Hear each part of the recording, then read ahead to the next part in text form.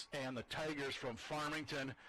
Both teams, they're coming in 0-4 on the records, but you know what, with the excitement of this game, the excitement of the event, the records, you can truly throw the records out. Yeah, I think you can throw those records out. What's going to happen in this game is what we know for sure is that two teams are going to compete hard. It should be a competitive football game, and one of these teams is going to win this football game. One of these teams is going to break the duck for their season. The question becomes, is Eagan going to be able to have enough big plays? Are they going to be able to have enough contributions? Are they going to be able to build on what they did last week against Shakopee to be able to give themselves success in this football game?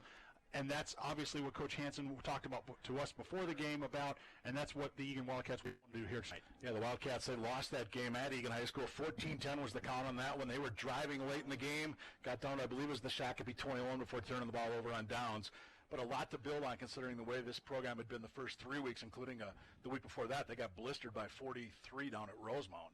Yeah, it was not a very competitive football game, but last week was really a great way to turn the page, move away from that Rosemount game, and focus on what's to come. Tonight we're going to see a Farmington Tiger team that likes to throw the football, Mike. And so if you're keeping score at home, or if you're just paying attention to what's at the bottom of our screen, either way, bottom line is you're going to see some points on the board probably from the Farmington Tigers. The question is for the Eagan Wildcats defense, can they keep Farmington from scoring too many points, turning this into a track meet, or alternatively, can Eagan's offense do what it did last week and score points and move the football and control this clock? We're going to see a lot of the running game, and we're going to see some of that passing game that maybe woke up a little bit last week. I think so. We might see a lot of Derek Hansen, 84, Adam Call,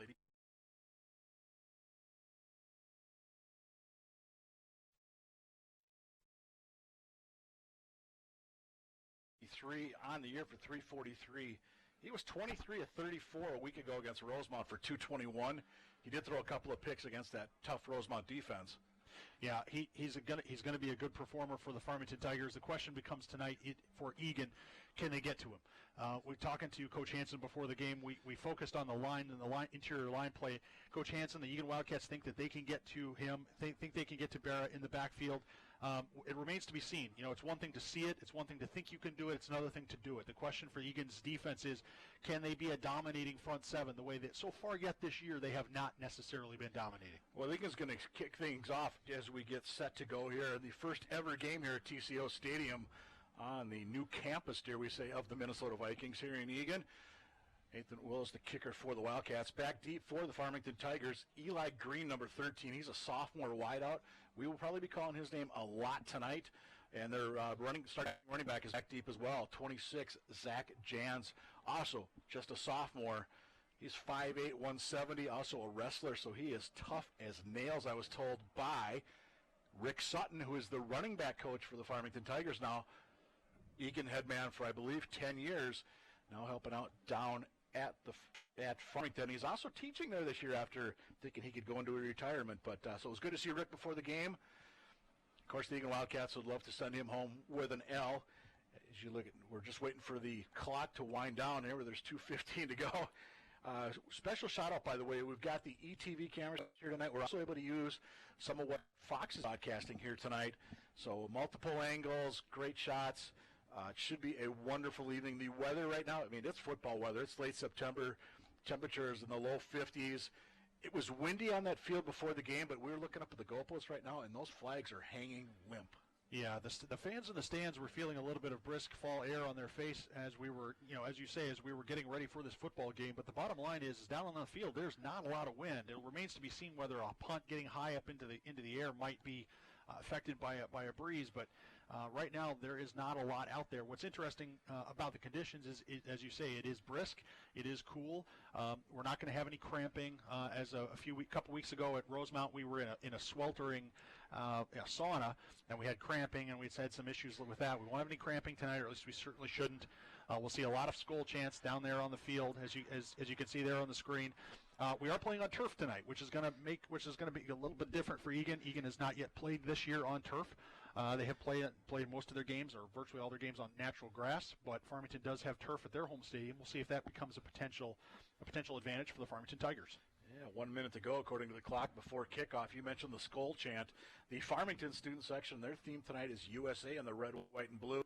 They started the skull chant before this game. I heard a little bit coming from the throng, shall we say, on the other side of the stadium. The blue, the green, Homecoming theme tonight is Go Big Blue, and we are expecting this place to be packed. We just got word traffic right now is horrible trying to get into this place, as I know tickets for this game sold out basically the first day at Eagan High School. Farmington, I know they sold theirs very rapidly as well, so they're expecting 6,000 plus tonight here at TCO Stadium for the first ever high school game here at the TCO Performance Center. As we said, Nathan Willis about to kick things off for the Eagan Wildcats. He'll swing that right leg into action, and we are underway. High school football from the TCO Stadium. This will be Jans for the Farmington Tigers. He's going to go left side. He's found a seam. Look out. 30, 35, 40. He's got one man to beat far side, and he's taken out the 45. Great starting position for the Tigers of Farmington. Well, the Tigers executed. Jans takes the kickoff, and he executes a fake handoff, which does a good job of momentarily freezing the Eagan Wildcats coverage team. It also sets up your blocks, because the players up farther up the field are then able to get on the play side or the outside of those coverage guys and be able to pin them into the interior. Lets Jans get to the outside of the field. So Farmington ball spotted just shy of the 45. The pit on the far side, they're jumping up and down. Not quite the same as those metal bleachers at home. Nonetheless, they are making plenty of noise here at TCO Stadium. Farmington, 3 receivers here on first down. Again, their quarterback, number 16, Alec Barrett, 6'1" sophomore. Stank record 4 receivers for them. Jans gets the ball. He was the lone ball carrier. Gets out near the 47-yard line. A couple of Wildcats in on the stop, including number 47 for the Eagan Wildcats. That's Will Herman, the junior defensive end. We'll have, we'll have to keep an eye there. Yeah, voices are still changing here, Mike, apparently. We'll have to keep our eye on the interior offensive and defensive lines here and see how they play. There was some penetration that time. Let's see if he can keep it up.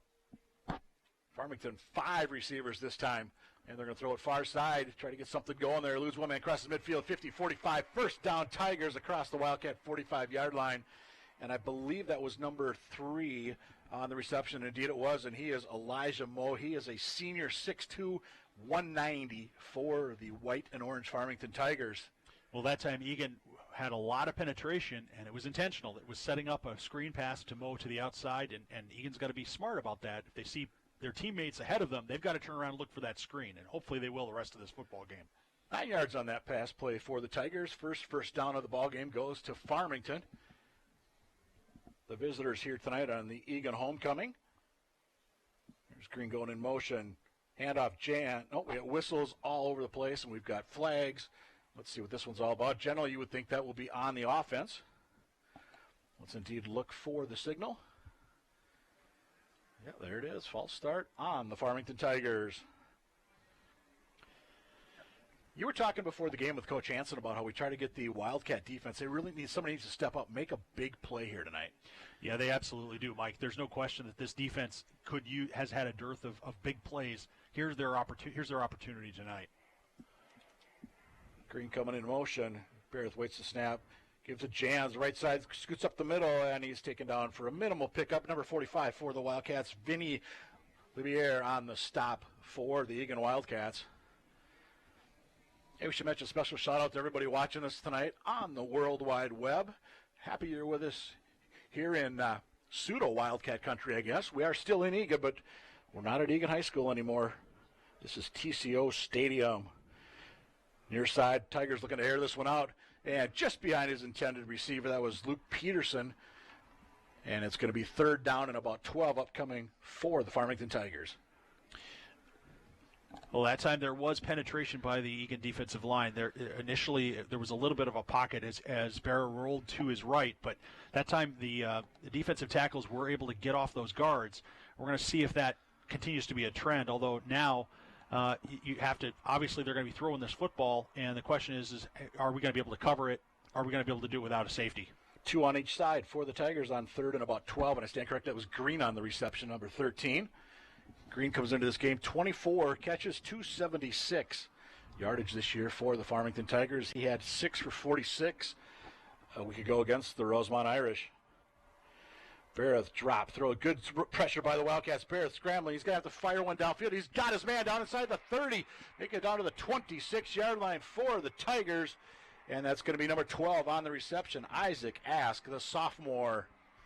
Well, a great catch by Ask, but an even better throw by Barrett. What a nice job of Barrett. What a nice job of rolling to his right, getting rid of that football. There was somebody in his lap right away, and Eagan brought pressure that time, and it was unlucky to some degree that they didn't get to him, but they made him make a great play, and if you keep making him make great plays, that's you can live with that if you're on defense. So fresh set of downs from just outside the Wildcat 25.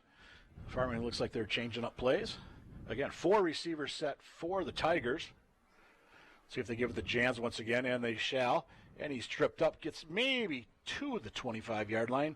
Number 55 in on the stop for the Eagan Wildcats. Brett Heinlein back after he's missed a couple of games with a, I think it was a knee injury, I believe Brett had. He has missed a couple of games. I don't remember if it was knee or ankle, but it was certainly lower extremity. But that time did a great job of penetrating and getting a hand to something, tripping him up and slowing him down and making a good play. Just 3 this time receivers for the Tigers. Barrett Jans, he tries to get through a little bit of a hole there, but is quickly covered by about 3 Eagan Wildcats. 45 in there as well for the Wildcats. Vinny LeBaire. It looks like Sackmaster might have got up there for his first stop of the game as well. Number 13 back after it's his second game back after he missed the Rosemount game. Well, this Eagan defense does need to step up and make a play here. We're getting close to the red zone, and Eagan's got to do something to change the momentum. Here's a big third down where they can do just that. Tigers need to get down to the 17. And they'll look to the side. Is that one of those you get up to the line of scrimmage, you kind of see what the defense is showing, and you've maybe got a couple of plays in mind, and you're just that's right. Yep, that's right. That's exactly what the Farmington coaches are doing. They're changing the play and making sure that they want to go with what they originally called, or change it. They had 3 receivers left before they sent green in motion, and they were looking left, but we had whistles aplenty. And I'm assuming this is going to be on. Actually, it looks like we had a timeout taken, I believe. There's our official word. I believe a timeout was taken by the Farmington Tigers. And we're waiting for our first official word, and I believe they are going to indeed say it was timeout taken by the Tigers. There's a look at former Wildcat coach Rick Sutton there on the left. Well, you saw him briefly. He had the hat on backwards. Hair's a little bit longer, but that's head coach right there, Adam Fisher for the Farmington Tigers. And the Eagan defense, of course. Out there, the Eagan defensive coordinator this year is Mark Henderson. Adam Copeland's the offensive coordinator. And, of course, Ben Hansen is the head coach for the Eagan Wildcats. It's going to be big here on third down. I would look for, if Farmington has had several plays since that successful screen that almost popped Mike. A nice screen pass here. If Farmington thinks they're in 4-down territory, they can really open up the playbook here on third down. And the question becomes, if you're Farmington, if you know you're going to go for it on 4th down, deep in Wildcat territory and not try to kick a field goal, then you can really do something creative here on third down. So I would look for a screen, a bubble screen, or some sort of throw that's going to take pressure off the quarterback and take advantage of a defensive line that's been hard charging the last 3 or 4 plays. Well, there's Barrett, the sophomore, 6'1", 155, quarterback for the Tigers. He's got 1 man left, 3 right. He looks like he's going to go left up towards the corner, and that ball is just behind the intended receiver, number 3, Elijah Moe, but we see a hanky at the 1, so you would think this is going to be interference on, I believe it's going to be on the Wildcats. We'll wait for the official word from the men in stripes. It did look like there was some contact. What's interesting is they're having a discussion about it.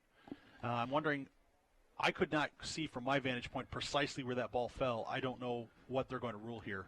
Might be a hold even. No, 4th down. Okay, they've picked up the flag, which obviously is to Eagan's huge benefit. Now it is 4th down. I saw the replay back there as Gallus Joey Gallus back on coverage for the Wildcats. Farmington looks like they are going to go for it on 4th and about 7 from the Wildcat 23-yard line. Well, I'd like to rewind what I just said about some sort of misdirection or trick play. I mean, this would be the kind of situation where you could take advantage of an aggressive defense. Again, 3 receivers right. They're going to go back to that same play, the same well. There's Moe back deep, and Gallus is back there. Did he hang on to the football? No, that is going to be incomplete. Good coverage back there by the Wildcats. Gallus made a tremendous play to recover on this ball. Moe had him beat by a step, maybe 2 steps.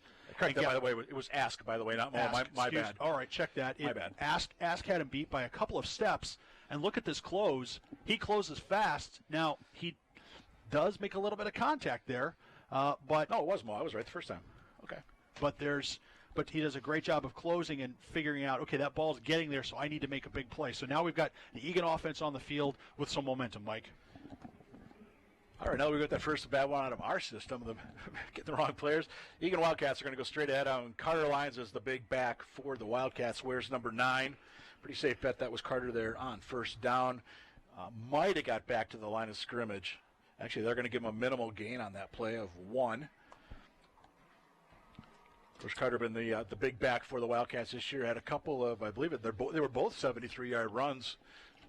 4 touchdowns this year. There was one at Rosemount, and then it was last week, was it not, at Shakopee, against Shakopee? That's correct. Gugino in at quarterback. Ethan Gugino, the junior for the Eagan Wildcats.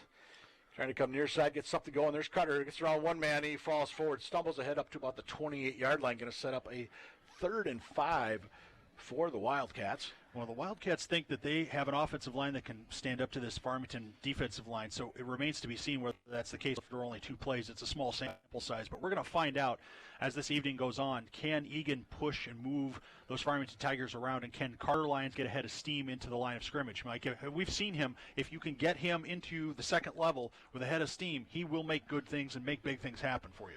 Unlike Farmington, Eagan on a 3rd and 5 just has 1 receiver, and it's going to be 3rd and 8 because we had the left tackle jumping there for the Eagan Wildcats.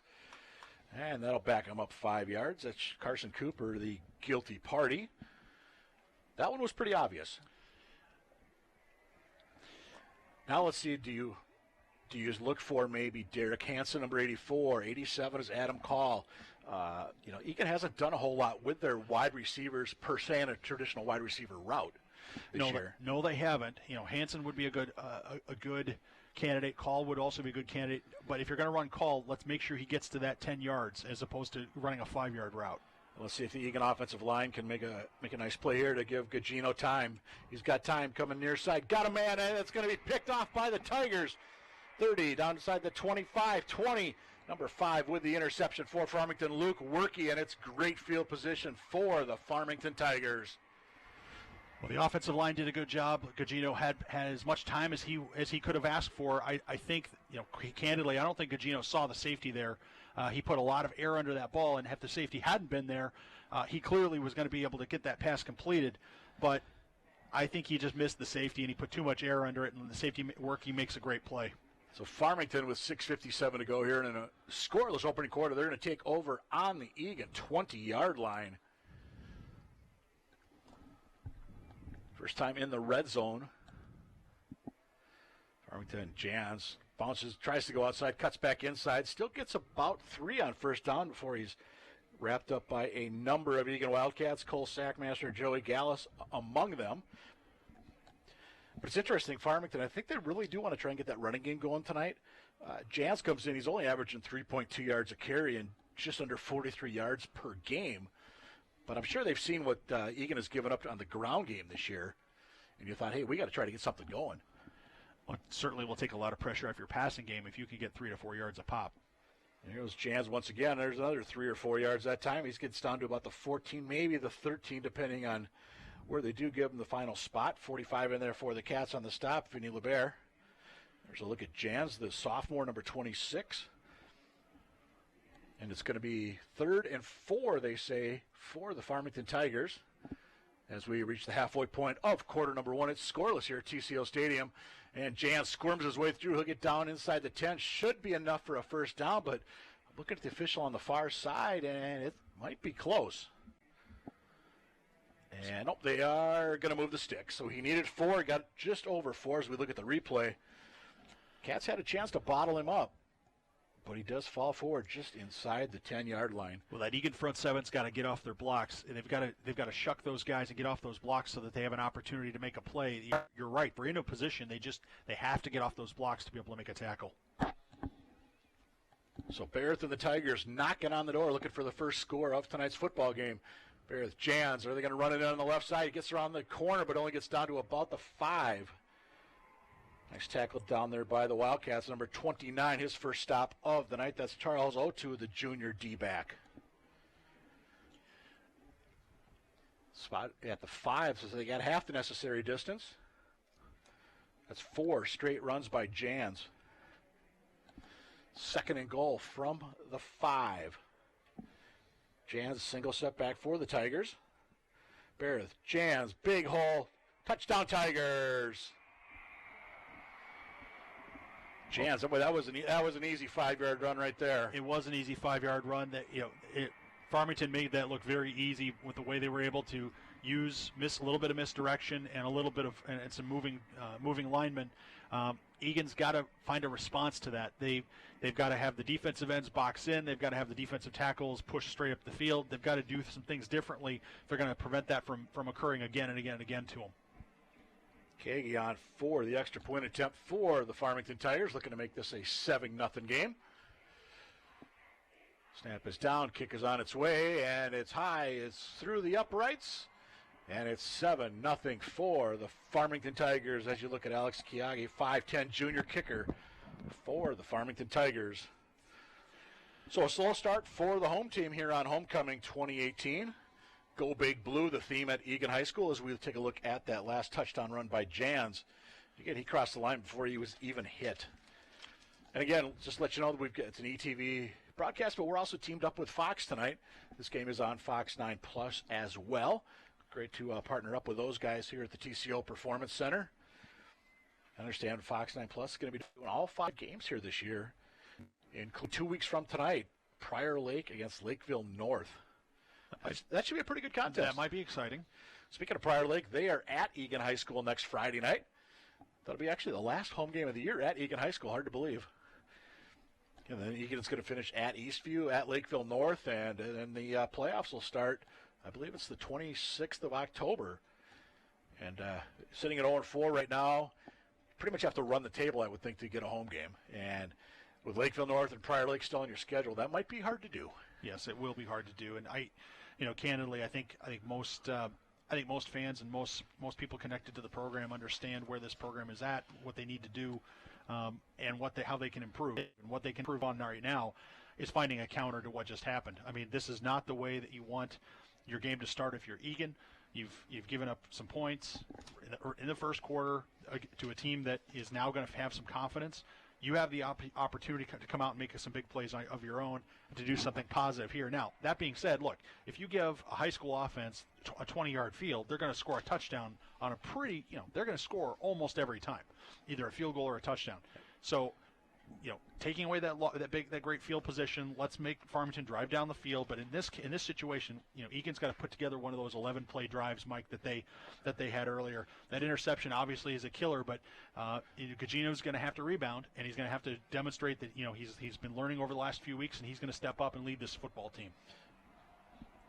Kagi to kick off for the Tigers, back deep for the Eagan Wildcats. Number 6, McGinley, as the ball is got to be reset on the tee there. And number 84 is our big receiver, Derek Hansen, the junior. There's Derek on the far side. McGinley at the bottom of your screen, I believe. 4:53 to go here in the opening quarter. It's 7-0 for the Farmington Tigers. As we said, first game ever, TCO Stadium. And will that ball stay in bounds? Takes a hop. And it does go out of bounds. Advantage Eagan on that one. Yeah, very heads-up play, Mike, by Derek Hansen. He watched that ball. He had to be careful. It's a live ball, as you know, but he watches the ball and he basically walks it out of bounds to make sure that it goes out of bounds and that he's not going to turn that ball over. But now Eagan will start with excellent field position on the 35-yard line, and that's if you're Eagan, that's what it's as good as any return you probably had most of the year. Farmington Tigers student section, USA, their theme tonight. As we said, across the way, it's Go Big Blue here for homecoming. A lot of blue and green, and I tell you what, this place is starting to fill up even down in the ends. It was a few empty spots in those sections early on, but it is filling up as the folks are finding their way here to the Performance Center. And a nice 5-yard carry, but Farmington thinks they've got, nope, referees are going to say the runner was down. Cats dodge one right there, as you see number 9 coming out with the ball for the Farmington Tigers. That's Jack Bombach, the defensive lineman. And Lions, let's take a look here on this replay. Does indeed he get, is this a good call? Hard to tell. And Lions Yeah. Yeah, with ball, it was maybe starting to squirt free there a little bit. It's close. Bottom line is, Cats do hang on to the ball. 2nd and 5 out at the 40-yard line. Straight ahead handoff, just off the right side. It's going to set up 3rd and short. Yes, Lions will be coming up off the bottom of that pile. We'll see if they get Cole Gibson or McGinley in here as well, change things up. McGinley's got some great straight line speed on a 3rd and short. I'd love to see McGinley, sweeping right, sweeping left, and getting to that boundary. I was impressed with Bombeck that time, too, for Farmington. He really closed that down in a hurry. Big number 9 there. Number 90 as well, Kyle Newham. They list him at 6'1", 210, a sophomore on that defensive line for the Tigers. 3rd and 2 for the Cats. 3:36 to go and counting here in the opening quarter. Near side, this is generally Meekin, and it is. Across the 50, 45, 40, 30. Can he go to the house all the way? 6 points. Eagan Max Meekin. 57 yards. Great blocking by the Eagan Wildcats at the point of attack. You're going to see this probably on a replay, but at the point of attack, a great blocking job there by, I couldn't tell if it was McGinley or if it was Gibson or Lyons. Somebody was over there making a great block. And Meekin with an excellent cut. Instead of trying to get outside, he used the block, stepped up, and took it to the house. Now, that's the kind of big play that we need to see for the Eagan Wildcats. That's the kind of play we need to see from these players that is going to make a big difference in this game. And what a great way to steal some momentum back, Mike. Well, we were talking about it on defense before the game with the coach. He'll take the offense as well, I'm sure. Absolutely. Point after attempt. This will be Willis for the Wildcats. High snap. It gets down. Kick is up. And it flutters through the uprights. And with 3:22 to go in the first, it's the Farmington Tigers 7 and the Eagan Wildcats 7. I would have to look. That is the first quarter points of the year for the Eagan Wildcats, who have been outscored coming into this one 133-24. As you look at Meekin just sprinting down that left sideline. And the junior all the way to the house.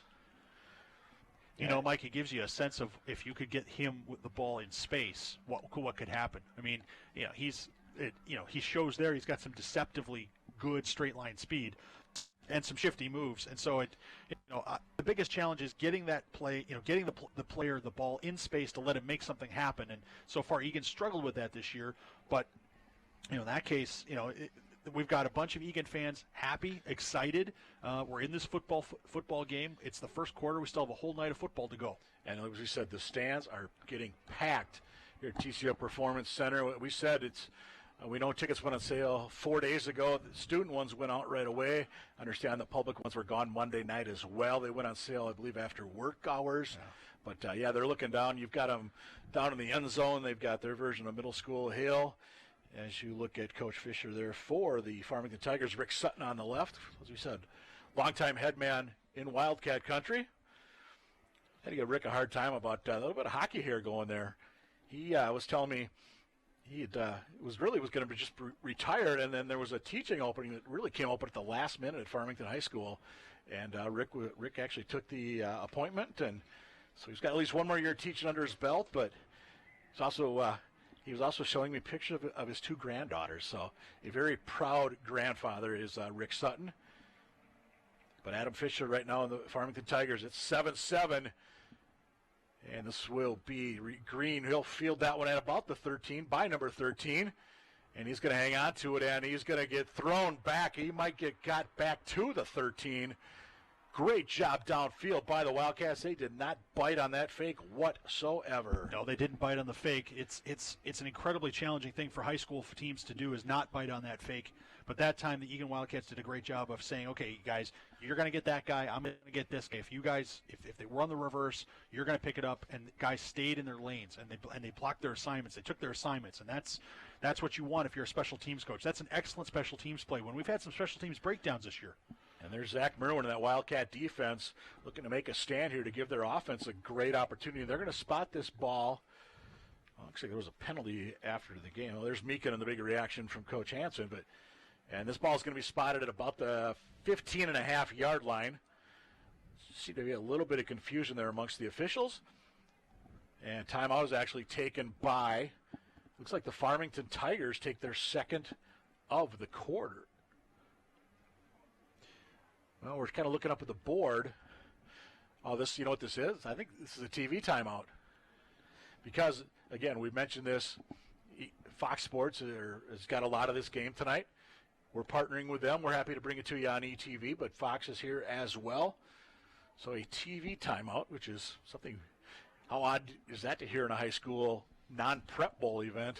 Yeah, it's definitely taken us a little bit of getting used to, but now that we're fully integrated into the system, we shouldn't have any problems. I mean, if you're Eagan, you know, despite the fact that you gave them a 20-yard field and they scored a touchdown, you still have to be feeling, I think, good about where you're at in this quarter. You still got 3:15 in the first quarter. It's 7-7. The other team, you know, Farmington's got 85 yards. If they want to get a touchdown, they got to go 85 yards. And I think if you're Eagan, that's precisely what you want. You don't want to give them good field position. You don't want to let them start the 35 by kicking the ball out of bounds. You just want to make them drive the ball on you. And we'll see if Farmington's up to it. Now, there was a lot of Jans in that last drive. Absolutely. Now, in part because it was inside the 20. It was all Jans. Now we're going to see if they spread this ball and start moving it around a little bit. Oh, with a 5-receiver set, boy, you sure would think they're going to the air here. Barrett near side, little bubble screen, and it's going to get a minimal pickup out there. Number 87, his first catch of the game for the Tigers is Dylan Freetley.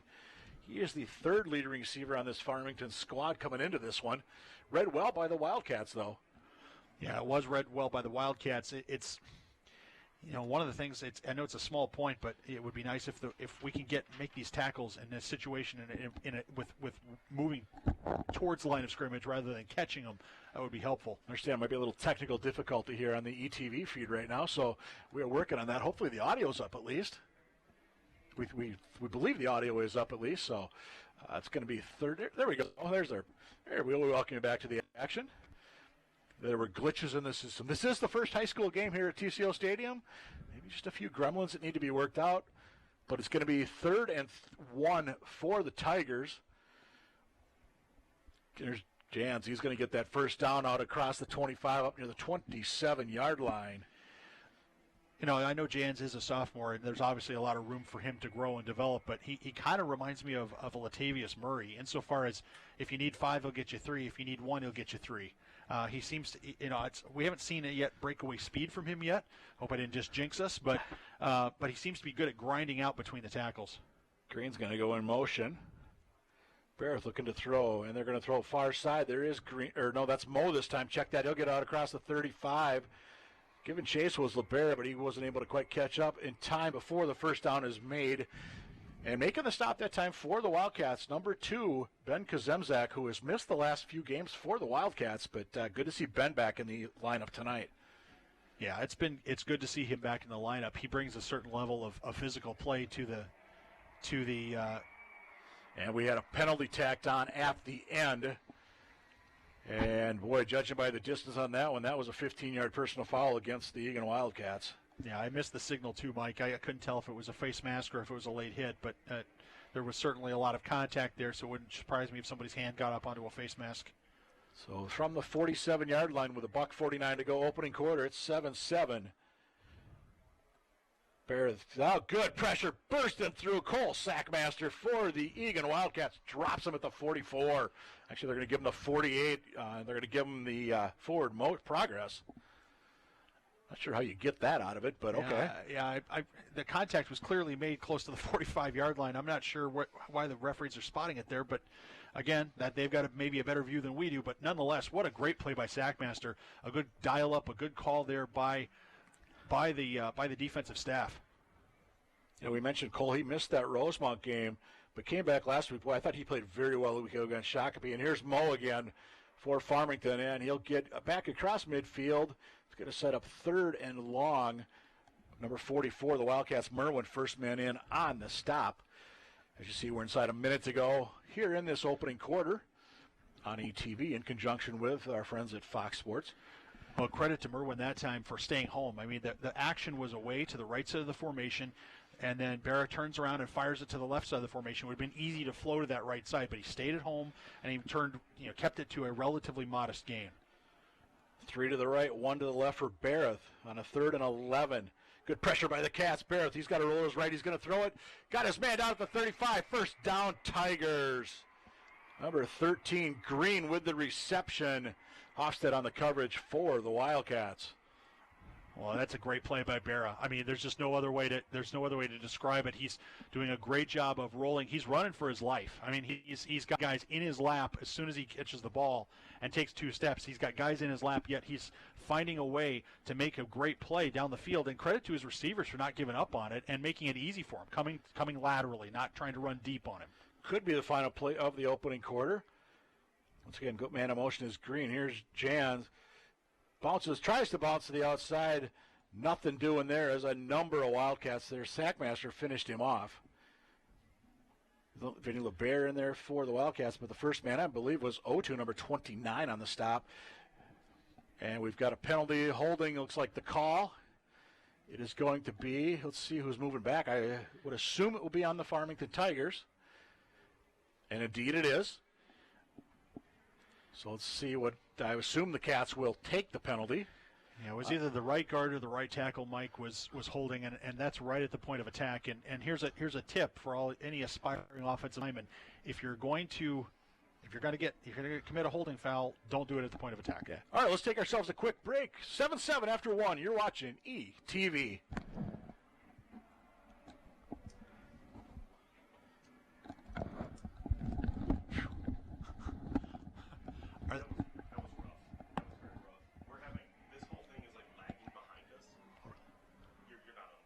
Okay. So we're just shutting down to restart and see if we can get it to just stay with us. And then the graphics will be editable, and they're just a picture we can't change. Okay. Now I can't.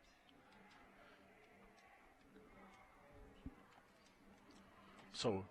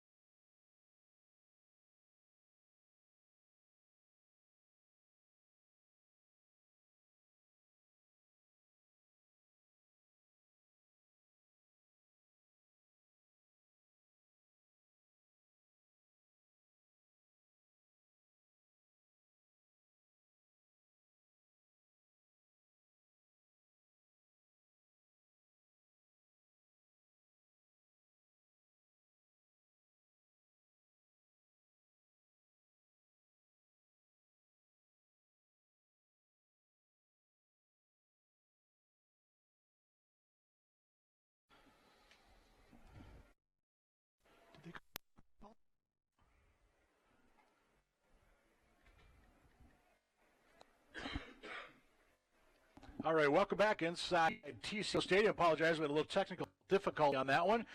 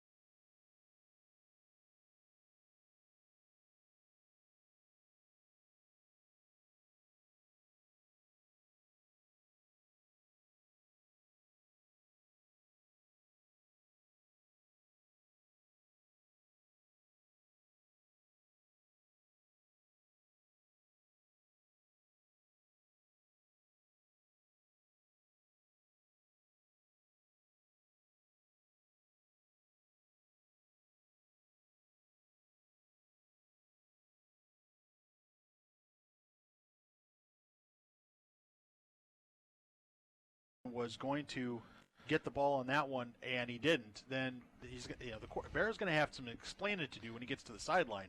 Defensive lineman's probably going to be saying to him, wait a minute, wasn't I supposed to get the ball on that play?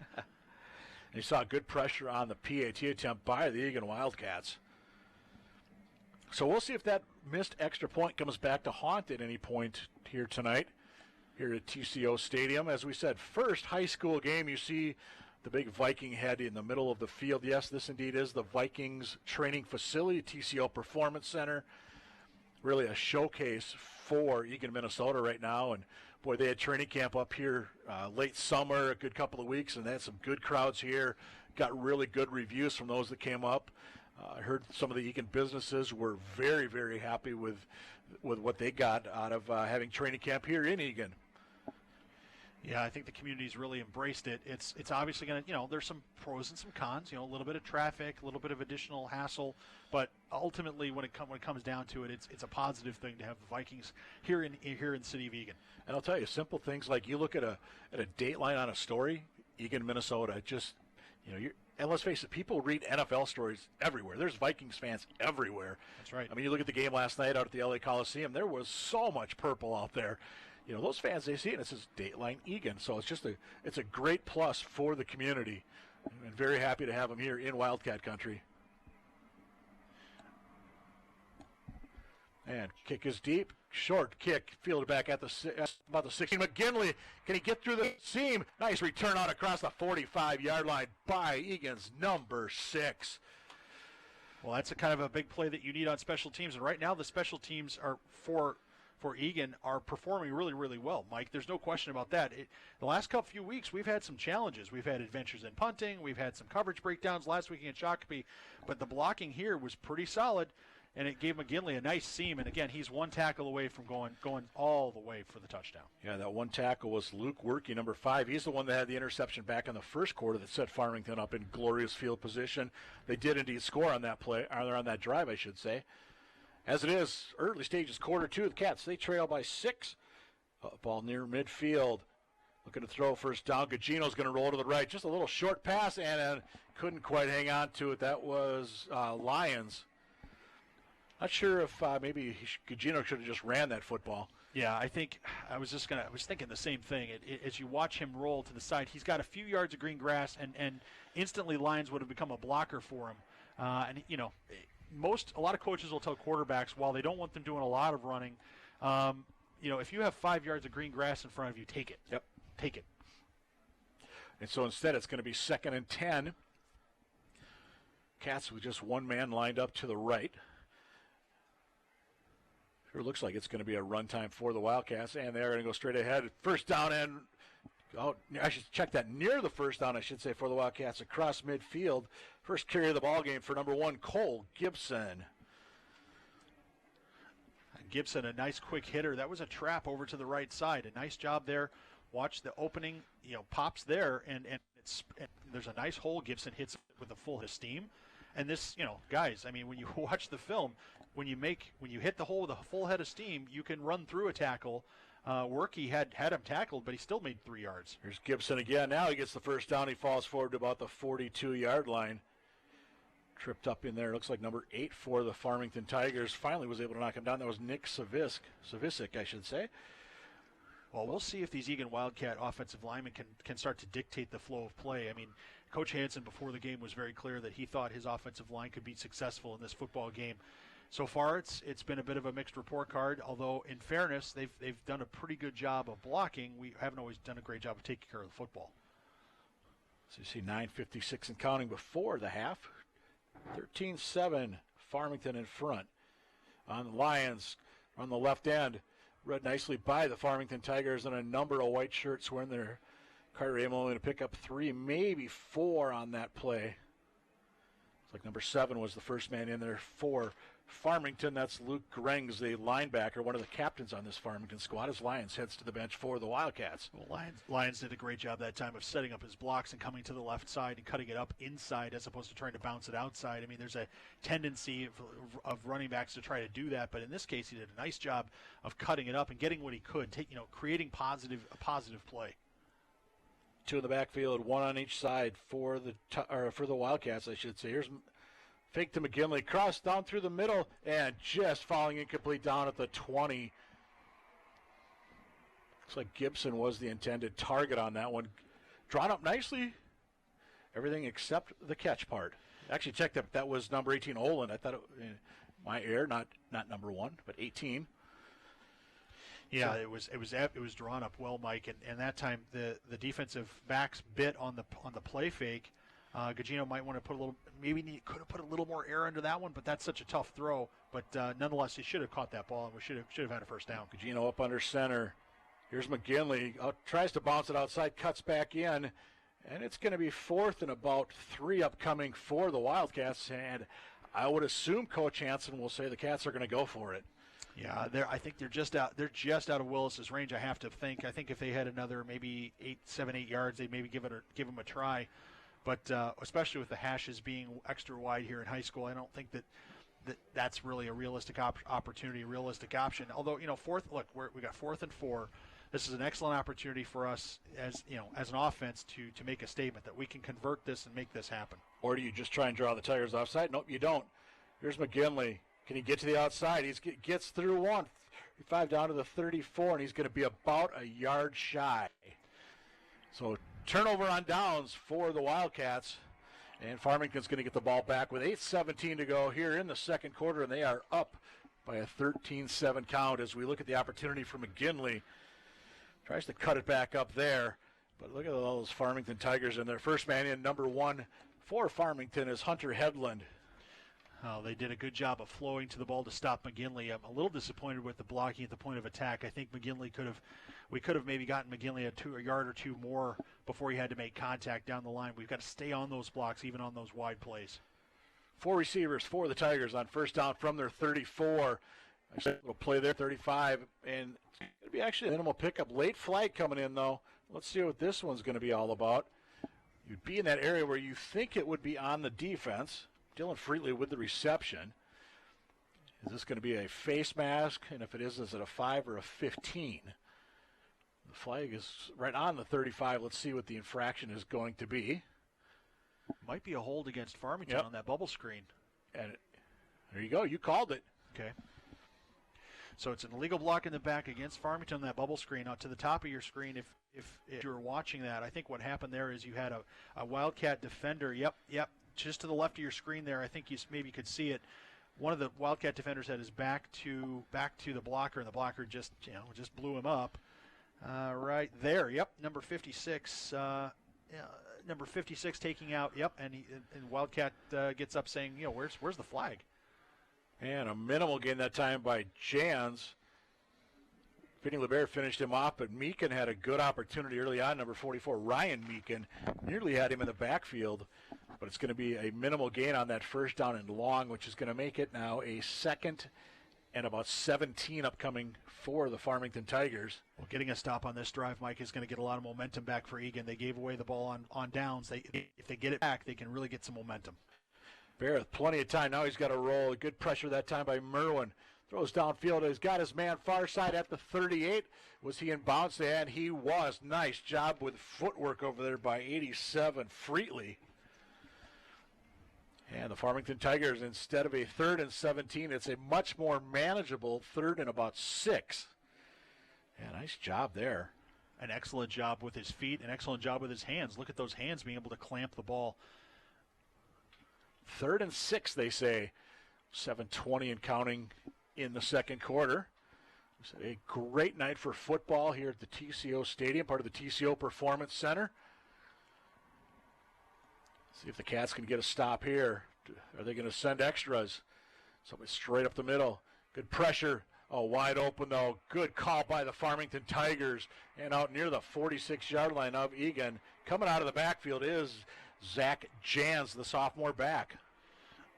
Well, Jans did a nice job of catching the ball and making sure he had the ball. You saw him there juggle it for just a moment, but he made sure he had the ball before he turned it up the field. And that's the disadvantage of having, your linebackers in those A-gaps stomping and snorting. I mean, you're going to scare the offensive line. You might rattle the quarterback, but you open yourself up to that quick hitter to the outside. A quick hitter that went for 18 in the sticks move.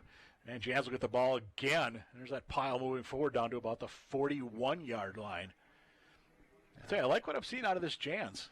No, he hasn't shown a breakaway speed yet, but he has shown a lot of versatility, and he's shown the ability to move this offense. 6-yard run that time for the sophomore. 3 to the left, 1 to the right. There's Jans once again. Oh, we got popped there, and then we got a late flag coming in. And Cats are thinking it's going to be on Farmington, and it might be on the far side of the field. He might have been the receiver for Farmington with a hold, but let's be sure. Let's see if we can take it on the left side of your screen, or more to the center. Yeah, right there. I think is going to be. It was against Ryan Meekin, and Farmington is definitely going to go backwards. And it looks like it's going to be 10 yards going, or only 5, I should say.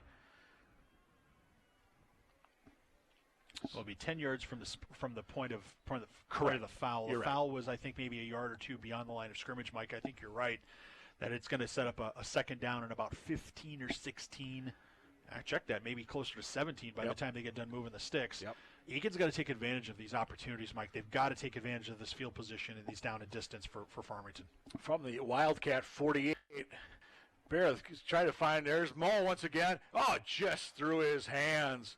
Good call there by the Farmington, I should say. Gallus back on coverage for the Wildcats. But he was about a step behind Mo on that one. Yeah, Mo had him beat. If that ball had been thrown up right on the money, Mo would be in the end zone right now. But Gallus did a good job of staying with it, knowing he's beat, knowing he's not going to be able to necessarily catch him, but he's not going to stop running. He's not going to give up on the play. He's going to keep pushing. So and that keeps Mo moving his body, making sure he understands there's a defender who could jump him at any moment. So good play by Gallus to recover. There's Barrett on 3rd and long. They're going to go once again near side. Got his man. That's number, I believe that, and the ball is actually going to fall out of bounds. Bottom line, though, it's going to be a first down for the Farmington Tigers down to the 25-yard line, as on the reception for the Tigers was Isaac Ask. That's going to be a 27-yard pickup for the Tigers. Oh, there are just way too many receivers for Barra. They're running free if you're an Eagan Wildcat fan. I mean, you can't have, it's very obvious what's happening here, that if you give him time, he's going to find someone for you. It was a completed pass. It was a fumble. Unfortunately, the ball goes out of bounds, and that's a situation, candidly, where we really could use some luck.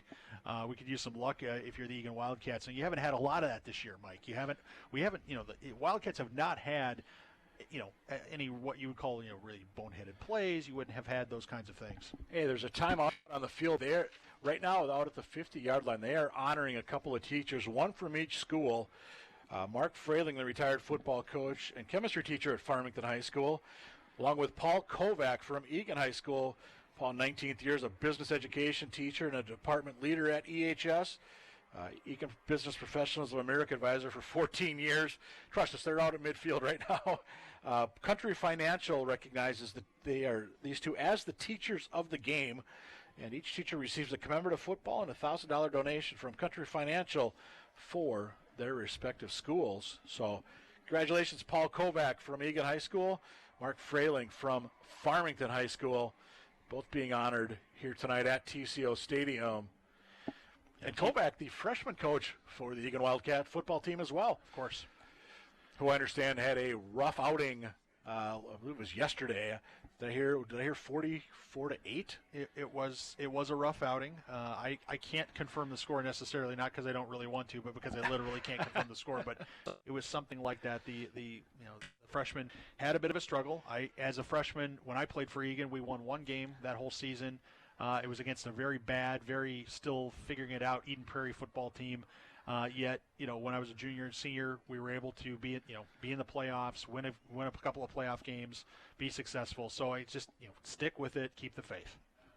Again, that was a TV timeout taken here. Kind of an odd situation as Fox Sports broadcasting this one on the, was it Channel 9, Fox 9 Plus channel. I know it's on the Comcast cable system. I want to say like 807 or something like that. But anyway. But yeah, we're happy you're with us here on ETV, your home for Wildcat Sports. And as always, a special shout out to you watching us on the World Wide Web, wherever you're at. Understand we have people watching us in Florida, Wisconsin, a couple other places throughout the country. And Farmington, can they get in? And they are going to spot the ball at the 1-yard line. Nice pitch and catch, far side. Guess who? That's actually Green that time for the Farmington Tigers. So they're showing Ask. Let's take a look here. Nice throw there. Yeah, it was Green. And gets down to the 1-yard line. 24 yards on that completion. You know, if you're an Eagan Wildcat fan, you just hate to see these receivers running free like that. There's too much space and too much distance, and they're too good. They're catching everything that Bear's throwing at them. Farmington up by 6. Make it 12. Touchdown Tigers. Jan's the ball carrier from 1 yard out. Well, the Farmington Tigers made it look easy that time. There was the pitch and catch to get it down to the 1, and then punching it across, and that was definitely not something that Eagan was looking for. On the pass and on the run, they line up with a full house. They're going straight ahead. Our defensive line's just got to be more stout than that. And for Jans, that's his second of the game. He had a 5-yard run back in the first quarter. And again, the replay, thanks to our friends at Fox Sports. Just two cross that line before Cole Sackmaster could get to him. And this kick is up. Plenty of height, plenty of distance, and plenty of accuracy. 5:27 to go in the half. It is indeed the Farmington Tigers 20, the Eagan Wildcats 7. Well, you see the coaches there on the Farmington staff, Adam Fisher and company. They are definitely happy with what they're seeing out of their offense here tonight. And there's jubilation right there by Jans, just a sophomore. I asked Rick Sutton before the game, the way Rick was describing Jans, I said, sounds like a lot like Wade Sullivan at Lakeville North there. He says, yeah, that's a very, very good comparison. And we all remember how good Wade Sullivan was at Lakeville North all those years. And I understand he's playing up at UMD right now. But, boy, the Cats need to get something on this drive. They are down 20-7. They will get the ball to start the second half for those of you that are looking ahead. But, indeed, we've been in this situation too many times this year as an Eagan fan. That's right. This has happened too often where we have been needing a big play, needing a momentum changer, and we haven't always, in fact, rarely got it this year. It just hasn't happened. But this is a great opportunity for Eagan to step up and make something happen. There's enough time that if they get the ball with decent field position, they can drive down and make something happen. Last week at the end of the Shakopee game, we saw a little bit of a challenge in that 2-minute drill, and I think that's being a bit charitable. I think they were very challenged in that 2-minute drill in terms of calling the timeouts, using the clock wisely, and things like that. Eagan has an opportunity here to do something positive before the end of this half, and as you say, if they get the ball in the first and the second half, then they have another opportunity to really work this momentum in their favor. Well, we looked at it coming into the game, and the Farmington defense has allowed, I think it was 43 points a game coming into this one. Rosemont put 35 on them. Granted, they played good teams. Yes. Most of them. Rosemont put 35 on them. Lakeville North, I think it was 62. Woodbury was in the 49 range. They're a little short kick that time. This could be interesting if Tigers get down there, and, boy, they almost got that one. Good hustle down there by the Farmington Tigers. That was number 20, Jamison Schrum bursting down the side. And the Cats fortunate that ball went out of bounds at the 25. They are, and it was very close to going out of bounds on its own. Now they would have picked up another 10 yards in field position, and the referees, I think, astutely caught the Eagan player, whoever, forgive me, I missed the number, whoever was down there, caught the Eagan player touching that ball out of bounds, which in that situation is the smart play. To make sure that ball gets out of bounds and gives your offense a chance. Yeah, I think it was Wallach, number 7, Zach Wallach, that actually touched that ball out of bounds for the Wildcats. But, smart play by Farmington. You saw what McGinley did on that last return. That's right. As you look at the big logo here at the TC Performance Center, shining brightly tonight over TCO Stadium. First high school game here in this facility. And the Wildcats just plowing ahead out near the first down. Will it be enough? Carter Lyons, the ball carrier, and he's going to be slow to get up. We asked Coach Hansen before the game, how's Carter holding up? Because he's taken a beating this year in the first 4 games, and he said, Carter, every time he's like, just give me the ball. Yep. Just give me the ball. His attitude's great, and I think the reason he was slow to get up is because he had 3 Farmington Tigers on top of him that time. But ultimately, Carter's the bell cow. I mean, he's going to do an excellent job of running between these tackles and off tackle these guys just have got to get some push for them. This will be, I believe, Gibson this time, and he maybe gets back to the line of scrimmage. Good surge there by the guys in white. There were a number of them in on that stop. Yeah, Egan's got to do a better job here of firing off and moving the line of scrimmage, at least moving that line of scrimmage and keeping it steady and giving their backs an opportunity. I mean, this Eagan offensive line is big and it's strong. It needs to be aggressive. It has to take the fight, so to speak, to the defensive line here from Farmington. A lot of excitement there on the Farmington sideline. Their offense has looked really good so far tonight, and their defense is looking pretty good right now as well. Lions is able to squirt up ahead, maybe got 2-3 yards.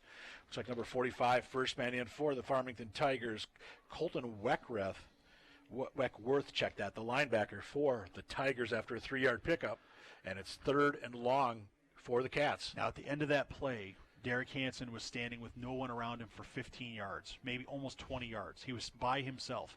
There's a way to fake this ball with a play pass and hit Hansen. That might really be open for us. Hansen wears number 84 for the Wildcats. Gugino, he's got to get that one out quick. Hello, that ball's going to be incomplete. Maybe just as well. Quickly over there for the Tigers, Zach Hansen, their standout linebacker, all over Carter Lyons. Yeah, nothing Lions could do there. The play was not set up well. There was pressure on Gugino right away that forced him to throw that ball just a little bit faster than he wanted to, and there was a great read, as you say, by the Farmington defense to get out and get on Lions. So it's punt time for the Wildcats, kind of off the side of the foot of Kruger. That ball is going to actually take a very favorable roll here on the turf down to about the 21-yard line. We said Joe Kruger, his second game punting for the Wildcats, wears number 3. Well, it's going to be Farmington up by a 20-7 count. They have 3:35 to go before halftime to try and put some more points there on the visitor side of the scoreboard. Yeah, I think if you're Farmington, you say to yourself, well, if we get 7 more here, that might be the end of the game. We might be able to coast the rest of this game, so to speak, because we've just created such a big cushion for ourselves. So I would think that they would come out here, Mike, and be really aggressive. They only have one timeout, but boy, with 3:35 to go, that's plenty of time for this offense. As Jans picks up a hard-running couple of yards there. First man in for the Wildcats, and first time we've called his name tonight is Vlad Zablin, number 50. I think these Wildcats need to start trying to go for that, strip that ball, because right now they really could use a turnover. Barrett's going to try and air it out. He's got his man over there. That's going to be enough to move the sticks out across the 30-yard line. Coming up off the bottom for Farmington is number 13, Green. It's a pretty safe play there when you're throwing to him. It is, and it's a stop route. So it's as you see here, Barra drops back, sets up, does a nice job of setting his feet and throws. The coverage wasn't terrible, but it wasn't close enough. Going for it all for Mo. Got him, 35-30. Touchdown, Tigers, 66 yards.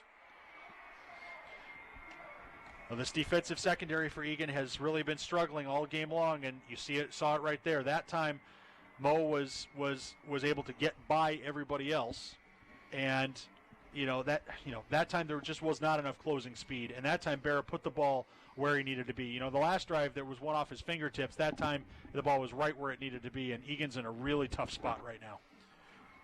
66 yards on that one, and it's USA night for the Farmington student section. They've also got a lot of black and orange pride right now. PAT to make this a 27-7 Tiger game.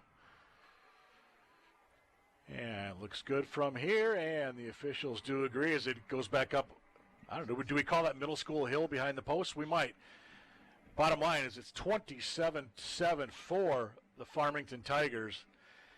And the Eagan Wildcats just look shell-shocked right now. Boy. Well, they do, and what they, there's just Gallus just has got no answer for the speed of the Farmington Tiger wide receivers. Notice that time, though, Barra had nobody in his lap. There was no pressure on him. He was able to step into that throw, put it right where he wanted to put it. He was able to set his feet. Look, if Eagan's going to, Eagan can't let him sit back and throw that football like that. You've got to either create pressure with your front four or find a way to create pressure off the edge, because he's clearly demonstrated in this first half that he'll torch you if you give him too much time. Not quite smiling yet there is head coach Adam Fisher, but he's got to be happy about what he's seen thus far out of his Farmington Tiger squad. 27-7. That's 21 unanswered for Farmington. And there's still 2:49 to go. Cats really need to get something going on this drive. As there's Coach Todd Carlson going off your screen. But the Cats definitely need to get something here. They absolutely do. They cannot get the ball, turn it over, punt it back to Farmington. They have to end this half with the football, either with a score or just running out of time. But they've got to keep this ball. There need to be some adjustments in the Eagan Wildcat locker room at halftime, I'm sure, on the defensive side, because clearly their defensive secondary is struggling right now in terms of coverage. So we'll see what they can come up with. Since Meekin's 57-yard run back in the first quarter, Eagan has 2 first downs. Farmington has 3 touchdowns. Whoa, what a hit there. What a pop by the Farmington Tigers. Yeah, it's kind of gone that way here in the quarter for the Eagan Wildcats. Number 6 with the big, big pop. That's Justin Gutsalyuk, 6'2", 185. I'd say he looked a little bigger than that. He sure did. It looked like a trick of physics from where we were. That he definitely looked like he was bigger than that. And now's a chance. Eagan's lining up. Now's a chance for them to demonstrate that they can hit some too. 2:45 to go in the half. Cats down by 20, and that play is not the way you want to start this drive off, as they are. Carter Lyons really got nowhere. Might have got back to the line of scrimmage. Actually, they're going to be generous and maybe give him 2 feet. If that. Watch Carter Lyons here. It sure looks like, that wasn't a horse collar, but at first, from where we were, it almost looked like a face mask. Yep. But it clearly wasn't on the replay. Good call by the officials not throwing that flag. Yeah, Luke Greng's the almost guilty party for the Farmington Tigers. So it's 2:10 and counting. 2nd and long for the Cats. Farmington still has 1 timeout. If this goes incomplete and you're Farmington, do you take that timeout? That doesn't matter because you got to pick. Hansen with the INT off the Hansen to Hansen, and we've got a little extra physicality. Zach Hansen with the INT. Well, we've got some late hitting and popping, and we've got to have some personal fouls coming here. Well, the flag was thrown while the play was in progress. I'm trying to figure out what they could have possibly thrown a flag for. Defender that had intercepted the ball was a ball carrier. I'm trying to figure out how they're going to call a penalty on Eagan. It looks like this is bizarre to me. This one's bizarre to me. Great. I mean, don't take anything away from the. Yeah, I'm not sure where. Just the personal foul. Yeah, I don't know if we. I mean, there's helmet to helmet contact here. Okay, so well we had it briefly. Again, let's take a look. Whoa! Yeah, that's. How's that a personal foul? How is that anything but a great attempt at a tackle? Wow. That's Carter Lyons that popped him. That's absolute. I'm trying to figure. I'm really struggling with how that's a personal foul penalty.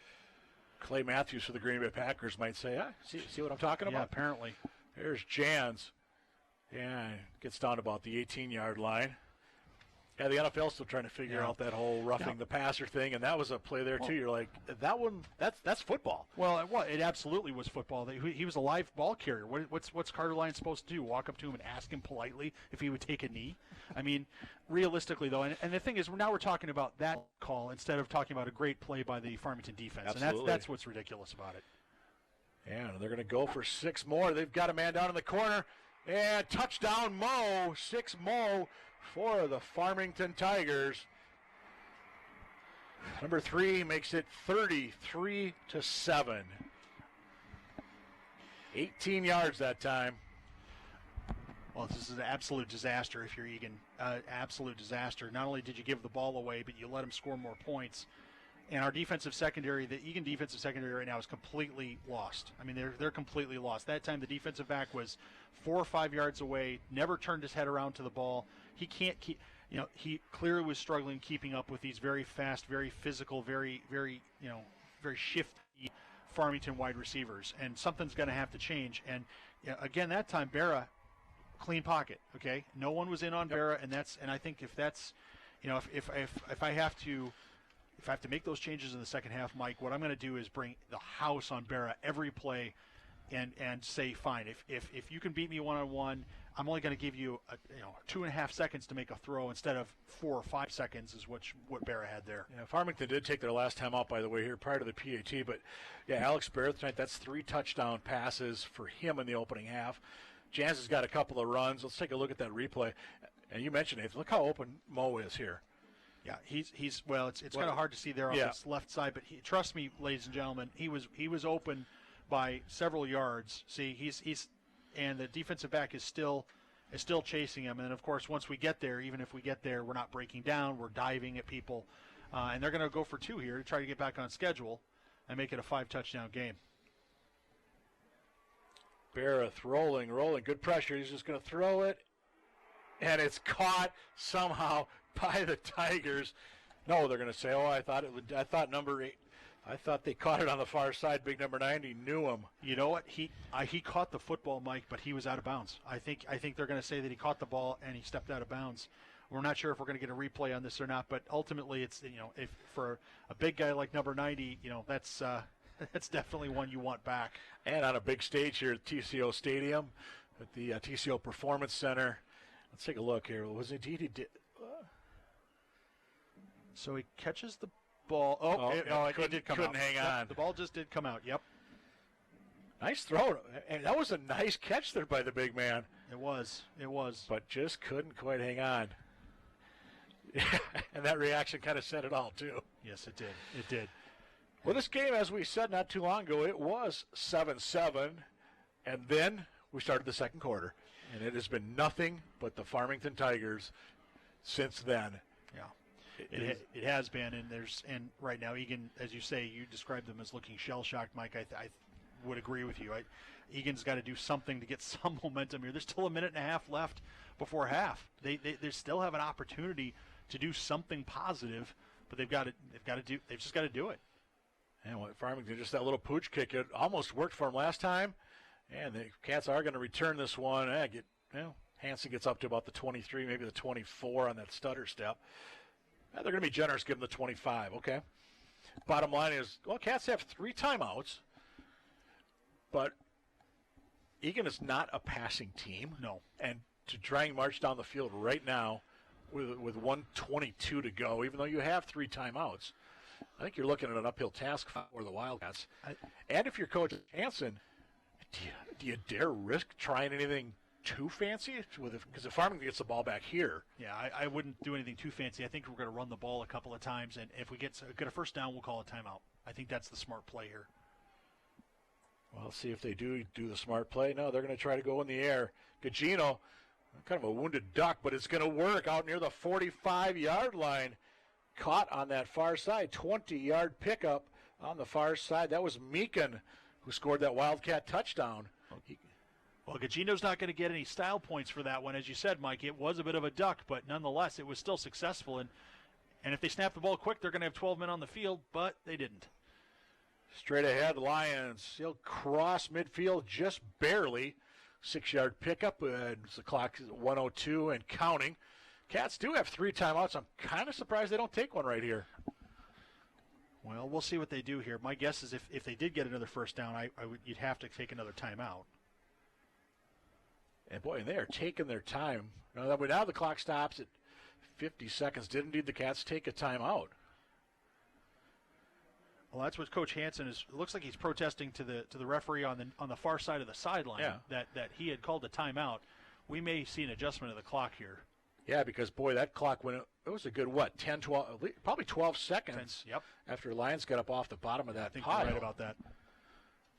Bottom line is the timeout was taken. As we said, the Wildcats, they are home next Friday night. Prior Lake Lakers coming over to Eagan High School. Last game of the year at Eagan High School. As we said, the Cats, they will go to Eastview, to Lakeville North. And then they will be on the road for a playoff game. For Farmington, this is the first of 3 on the road. They're at Burnsville next week. And then they go to Wayzata before finishing at home with Lakeville South. So Farmington could get on a little bit of a roll here. Obviously this first half was looking good. You go to Burnsville, that's probably a winnable game. Wayzata is very up and down, it seems like, this year. And then Lakeville South, there's a team that I would think they could play with. Absolutely. Based on what we saw from Lakeville South, I would think this Farmington team would cause Lakeville some problems. So they did put the clock back to 1:02, by the way. Here's Gugino, and he'll hang on to the ball. Steps up, gets maybe a couple, and we'll have another timeout, I believe, here taken by the Eagan Wildcats. Officials just keep waving their arms, much more than normal, it seems like. But yes, indeed, timeout taken by the Wildcats. So if you're the Wildcats, you have to look at what the defense is going to give you here. But if you're the Wildcats, do you set yourself up for an opportunity for maybe a Willis field goal? I mean, do you try to hold on to that last timeout and try to get another 15 yards, with the idea that you're going to try to kick a field goal as opposed to trying to go into the end zone? Adam Colton, the Wildcat offensive coordinator. Yeah, indeed. He's got a lot of options right here. Sure does. Right now the wind, no factor whatsoever. Nope. Flags atop the goalposts. They're both hanging limp here at TCO Stadium. I think in fairness, when you look at the score being what it is, you don't want to be kicking field goals. But any points on the board here is a big positive for Eagan. Yeah, you think about the momentum the Wildcats had after Meekin's long run there late in the first quarter. It's 7-7. They're fired up over there. The pit. I mean, I saw the story where I think they're expecting 1,300 students here tonight from Eagan High School, and straight ahead Cats. And they're going to get the first down. That's going to stop the clock momentarily. Ball spotted at the 43-yard line. Ball is set. Clock starting to roll. Eugene, a fairly long count. He's going to air it out deep down the right side. Got a man. Yeah, just off his hands. That was Meekin, and he knows he should have had that one. You saw his reaction when he got up. Yeah, I think it was probably real similar to my reaction here in the booth, Mike. I grabbing your head and saying, what just happened? Meekin was absolutely going to get a touchdown. That was absolutely going to be 6 points for Eagan. If you want to find the positive there, the positive is we were in a position to make an excellent play. We just have to do it at this point. And, my guess is if we throw that again to Meekin, my bet is he's going to catch it. My guess is Farmington's not going to allow that to happen either. Right. They don't want to. They're thinking we got to keep an eye on 12. He's got a long run, nearly had one there. Down the left side, and that ball is going to be caught by Farmington. But I believe, are they going to say he was inbounds? They are, picked off by Farmington's number 20, Jamison Schrum. Meekin, the intended target. I wasn't sure he got his feet down, but the official right on the spot, and Schrum is hurt over there on the sideline. Let's hope that's nothing serious. Although, the amount of pain he's in there writhing like that is not a good sign. And boy, the trainer there, I'm thinking she's looking right towards that ankle. It's not. It was a heck of an athletic play by Schrum on the far sideline. I'm amazed that he was able to catch the ball and keep his feet both in bounds, one in bounds, sufficient to control that ball to turn the ball over. But obviously, you hope. Ultimately, these are all high school kids, and you don't want anyone to get hurt in any way, shape, or form. But that picture kind of says it all right there. There's concern both on Eagan and Farmington. We should mention Farmington is playing without arguably maybe their top two-way player in Adam Weed. He's a defensive back, caught some balls. He tore an ACL, three-sport athlete for Farmington, football, basketball, baseball, but he's also going to be playing baseball at Illinois, Chicago, so they are not going to, he doesn't want to rush anything back, but boy, we sure, again, we wish him the best, and, obviously you never want to see a kid get hurt like that. So there's 34 seconds to go. If this is a serious enough injury, do you just put those 34 seconds on to start the third quarter? Well, he's off the field of play. Yep, he's off the field of play. He's on the far sideline.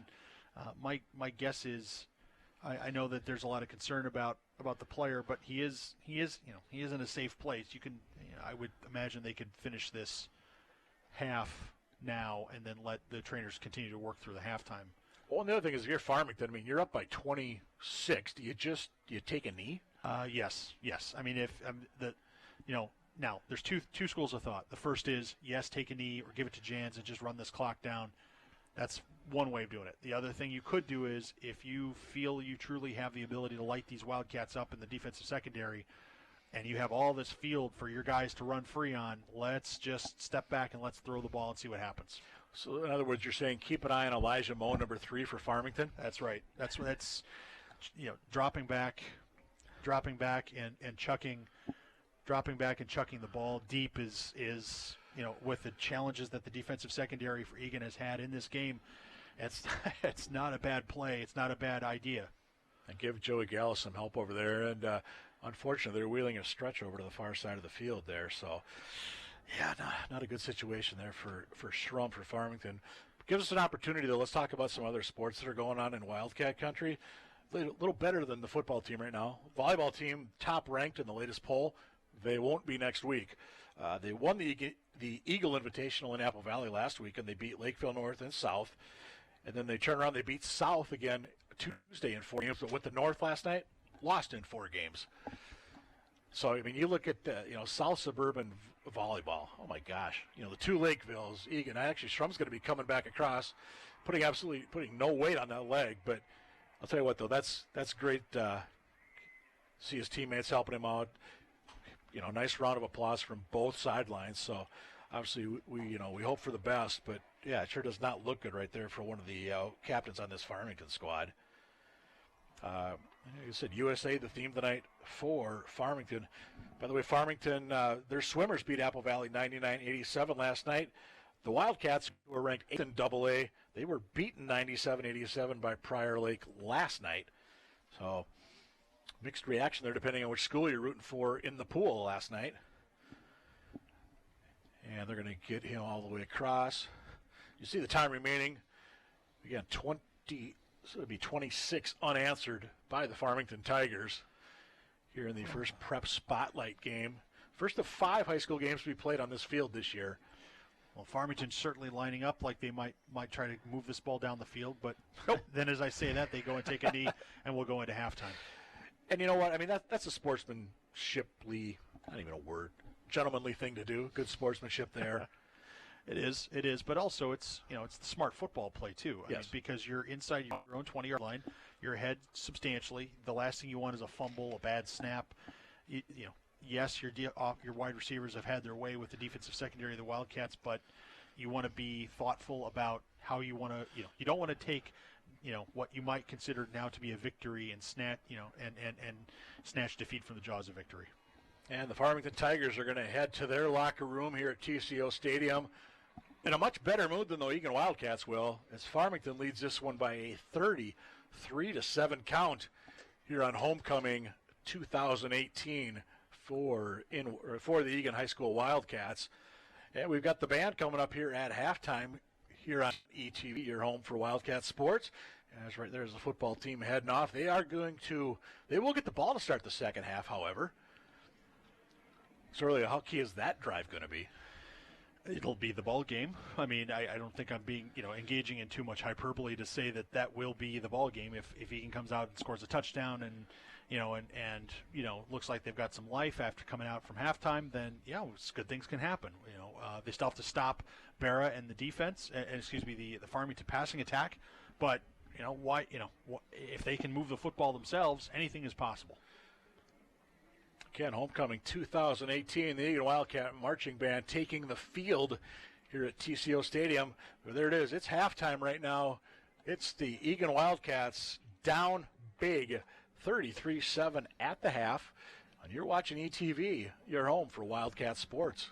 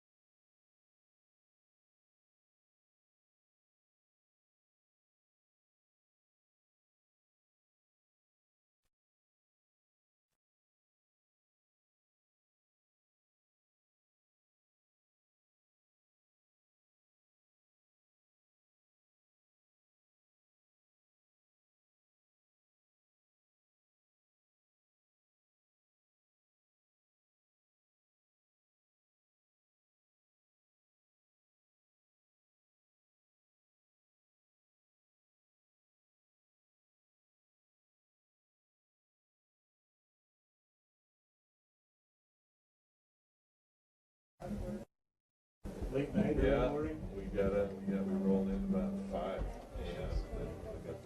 Then I turned on the Ryder Cup on my phone. Where's the mic? Right here. I'm good. So you're like living off caffeine at the moment? Yeah.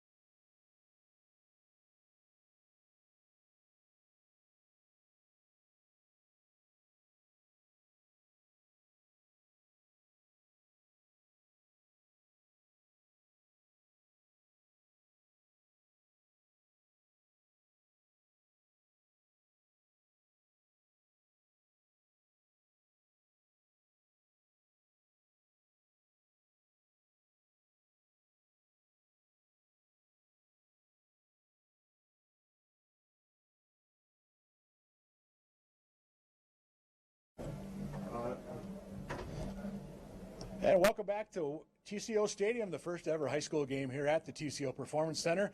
33-7, Farmington leads your Eagan Wildcats.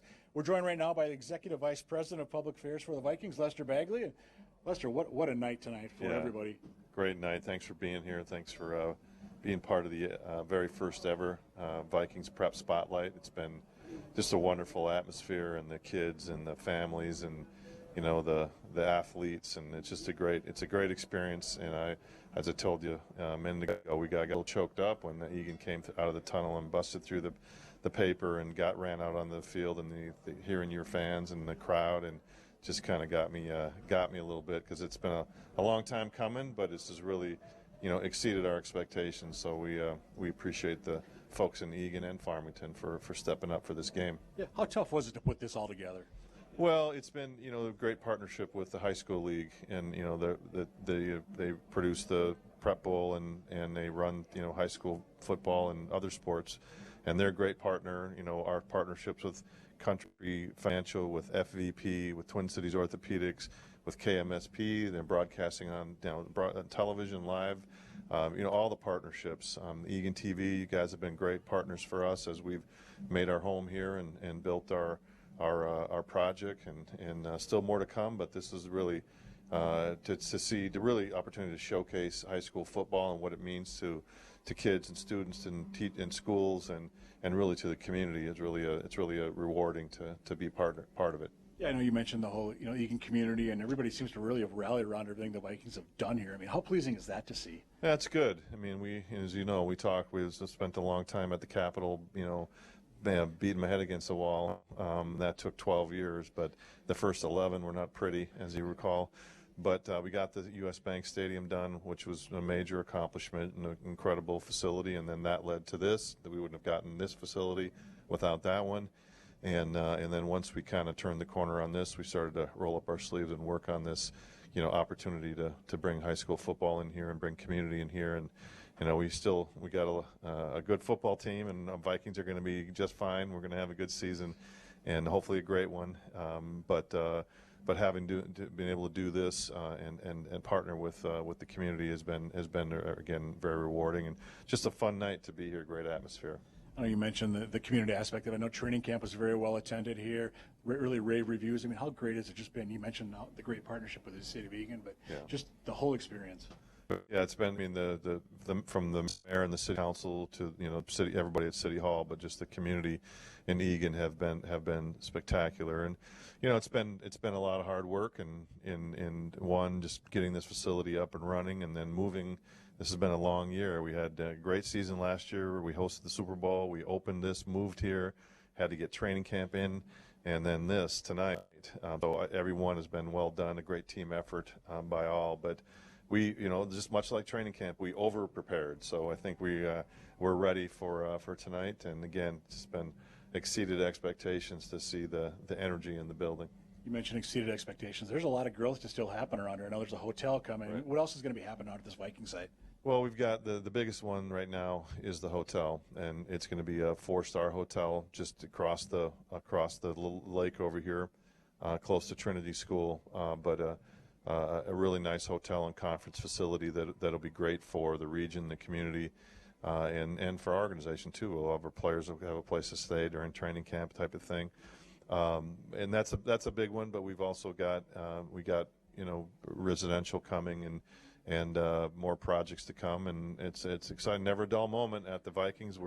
We work hard, strong work ethic, great team, great group of people, great locker room with our football players. So looking for big things on and off the field the rest of the season. Yeah, you even got the nice museum here too. I know that's pretty impressive downstairs as well. Yeah, it's a great, and people get a discount, come to high school football and swing through the museum, and lots of great tradition and history for the Minnesota Vikings, and we're trying to build a new tradition with the high school football. We think this is the beginning of great things to come, and really this great tradition. We think it's going to really grow as a phenomenon. But we're really proud. Thank you for being here and being here with us for the very first one. Hey, we're glad to be here and glad to be a part of it. So once again, Lester Bagley, Executive Vice President of Public Affairs of the Vikings. Thanks for your time. Thanks a lot. Best luck to you and the squad the rest of the year. Appreciate it. You too. All right. Thanks. Thank you.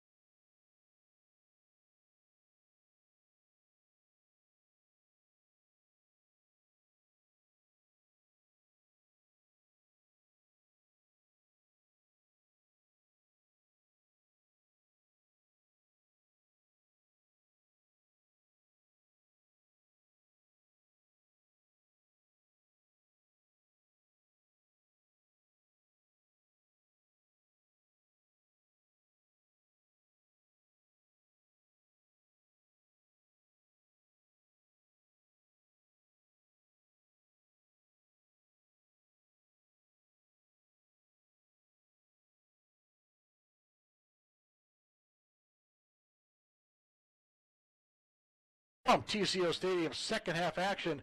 Little squib kick once again, and this play nearly worked for Farmington back in the opening half. And great position there as Lyons is going to be wrestled out of bounds at about the 17-yard line. And, whoa, we've got a little pushing and shoving with the football. And I think Lyons intended to hit one of the players, and he hit the official with the ball, but probably fortunate there's not a flag there.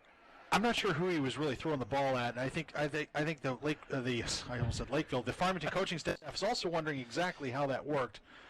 But nonetheless, first and 10, Eagan. Let's not do anything silly here, not do anything stupid. I think Lyons felt like he had been wrenched out of bounds after he had been well out of bounds. And, yeah. I think that was an attempt to return the kicking ball to the Farmington Tigers. Yes, we'll go with that. First down for the Eagan Wildcats from their 22-yard line as we start the third quarter. And we've got a flag, we've got movement, and the Cats are likely going back 5 yards before we even get going. Well, so much for that speech that Coach Hansen might have given them at halftime about no mistakes. Well, if you're going to make mistakes, make aggressive mistakes. And that time, it wasn't a super aggressive mistake. It was Lyons moving without, there was a defensive lineman for Farmington moved, but didn't enter the neutral zone. I think Lyons saw that and got excited and maybe took a step forward. See number 5, Dylan McGuire in the game now for the Wildcats. He had battle injury earlier this year, but good to see him back. Yep, and officials are right there. So first and 15 with 5 seconds gone by here in the third quarter. Sending a man in motion. And the man is going to get the football, and indeed, straight ahead. I believe that's Meekin. It's maybe back to the 20-yard line, and indeed it is Meekin who had the touchdown back in the opening half for the Wildcats. So we're looking at a 2nd and 10 upcoming. Cats have got to try to find really, as you said, anything to work this half. I mean, let's be honest, the chances of a win are slim, but let's see if they can get something to work. And something you can build off. No, absolutely. Win the second half. Yeah. I mean, win the second half. I mean, score more points than Farmington in the second half would be a good thing for the Wildcats. Here's Lyons on 2nd and long, and that's going to be first down. Sticks are going to move. Lyons, what a run. Out near the 47-yard line. That's a 27-yard pickup by Carter Lyons out near the Viking logo. Nice blocking downfield by Derek Hansen, number 84. It was a good job of him staying with his block and setting up Lyons, giving him the opportunity to burst it. Now, Lyons runs with that ball out, and it makes me a little bit nervous as I'm sitting up here. See, that ball's out away from his body, and I get worried that somebody's going to catch him from behind. But after 27 yards, if he's going to get you 27 yards on a gallop, I guess we'll have to live with the ball security issue. And here he comes once again out and tries to lower that shoulder at the 43-yard line.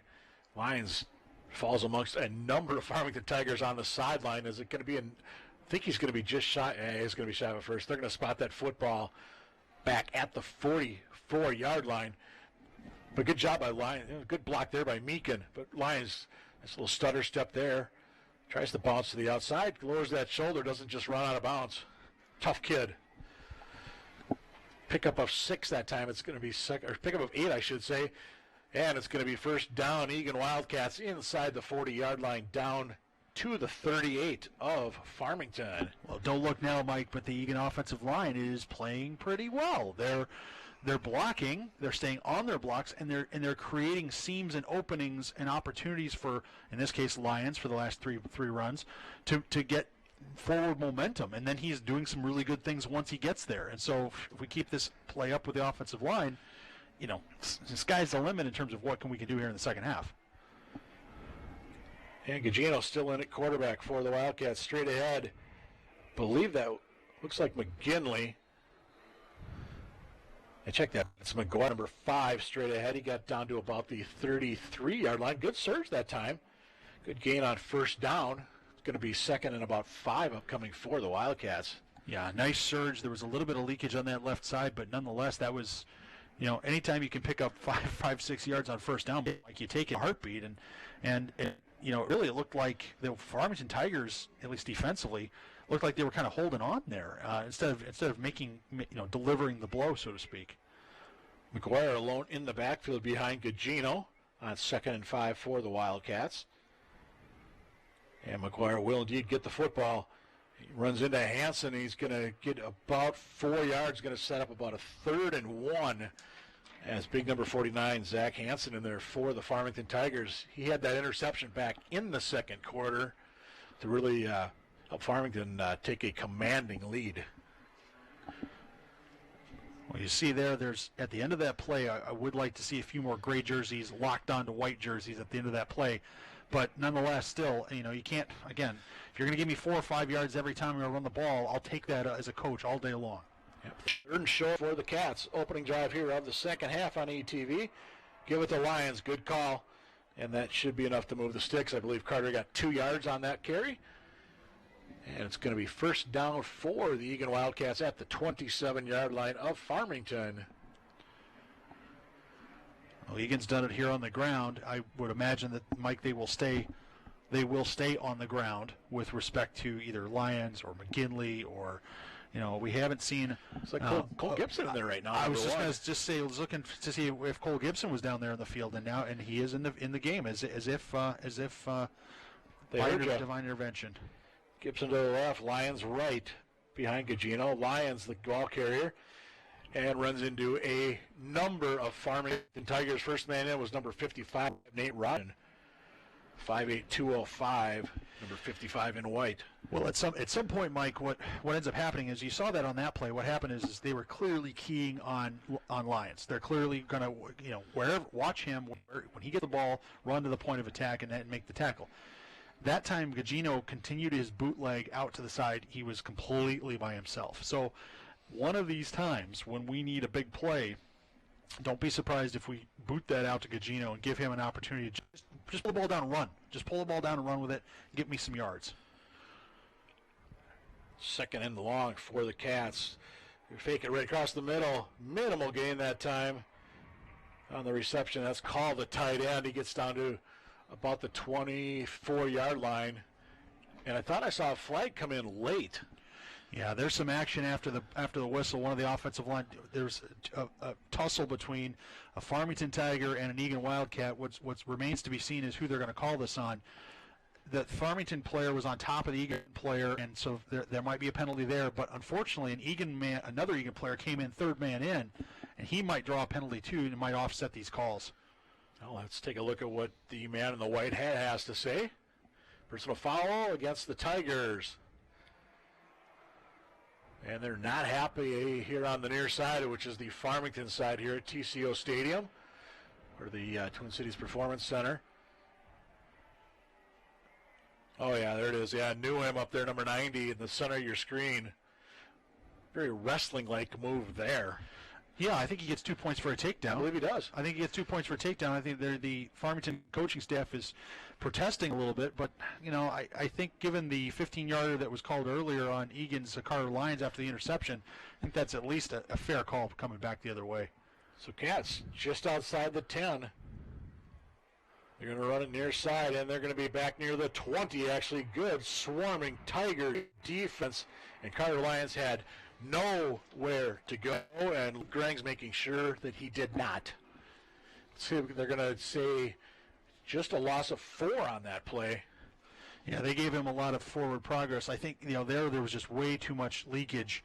If you're going to run that play, you've got to get a sealer. You got to do something to seal that end to allow Lions to attack the line of scrimmage. That time he was running too much to the east and the west. Now watch the top of your screen. You've got Hansen one-on-one. Gugino long count under center, and he's going to look right across the middle.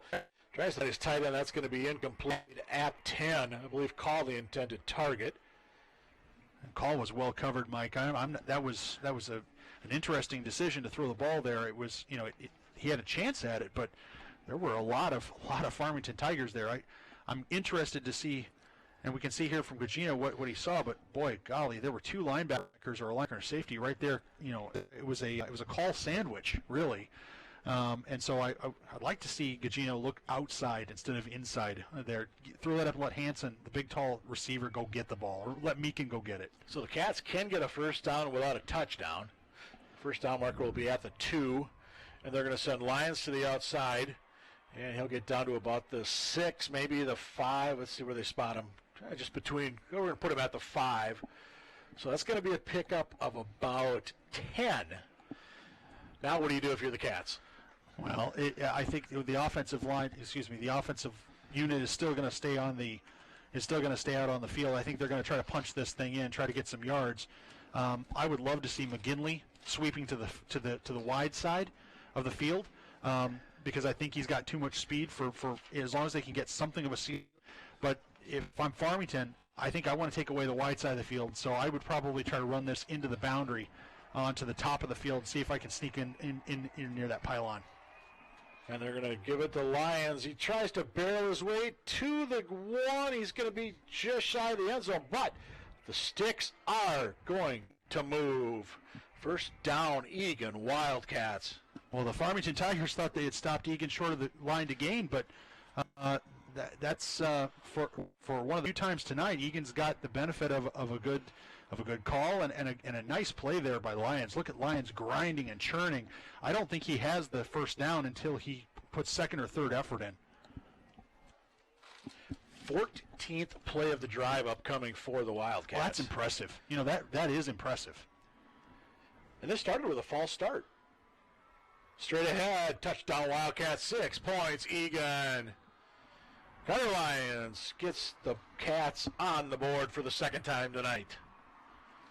Well, if you're Eagan, that's definitely how you wanted to start the second half. I'm not going to make any predictions about any great comebacks or anything like that, but there's a nice line surge. There's a nice dive hard. That's actually Cole Gibson.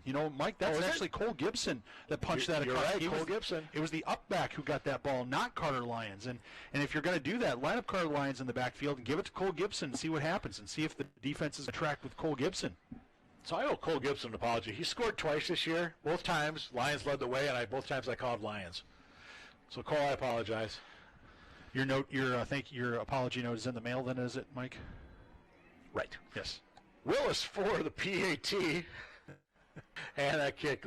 Plenty of this distance, plenty of accuracy, and the Cats get 7 on an opening drive. A very nice opening drive for the Cats. I believe it's at 14 plays on that drive. Started back at their own 22-yard line. And the Eagan band, they've got something to toot their horn about right now. That was an impressive drive. Now, again, you want to know where that was in the first half, right? I mean, they made that look. Now, I'm sure Carter Lyons has the bruises to prove it otherwise, Mike, but they made that look easy, right? They made that look, very simple, very straightforward.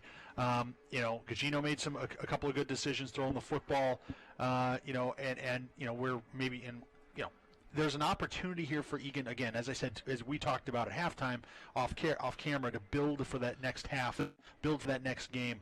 And, right now, there's no reason why they could, if lightning strikes and they get another score, and suddenly now it's a 2-score game, and now the guys in white with the shiny helmets are getting a little bit nervous, and maybe they're getting a little bit tight, maybe they're not sure what they want to do. Maybe there's an opportunity for Eagan to come back and make it competitive. Should mention, as you look at that camera that was kind of going all over the place, it's a TV timeout right now. We are taking the feed, a combined feed from both Eagan TV and Fox Sports that they're broadcasting on the Fox 9 Plus channel this evening. So fortunately, we are able to work out with those guys. So you've seen feeds, you've seen the Fox Sports logo showing up multiple times. Again, we're just happy to all be here. First high school football game at TCO Stadium, the TC Performance Center here in Eagan, Minnesota. High school football, Friday night lights. Just great excitement. Lester Bagley was with us there at halftime talking about, the excitement of the Wildcats bursting through the banner here on homecoming. And you know what? The pit is still here. There's the Farmington student section, of course. They're still here. The USA, their theme, and for the Wildcats, it's Go Big Blue, homecoming 2018. Willis to boot this one away. Well, they'll pooch it up. Fair caught at the 33-yard line by Farmington. I believe that was number 2 on the catch, Dylan Peterson. So Dylan gets his name in the, in the scorebook tonight. That's absolutely correct. You will be in the statisticians column as having a kickoff return for 0. That's right. But that's better than a kickoff return for 0 and a fumble. Correct. if you're a Farmington Tiger fan, you want to see Farmington come out and do what they did in the first half, which is throw the football. If you're Eagan, and we are in a TV timeout here, but if you're Eagan, you've got to do something. We've got to see what Coach Hansen came up with at halftime, right? The coaching staff said, look, our defensive secondary is not able to keep up with these guys.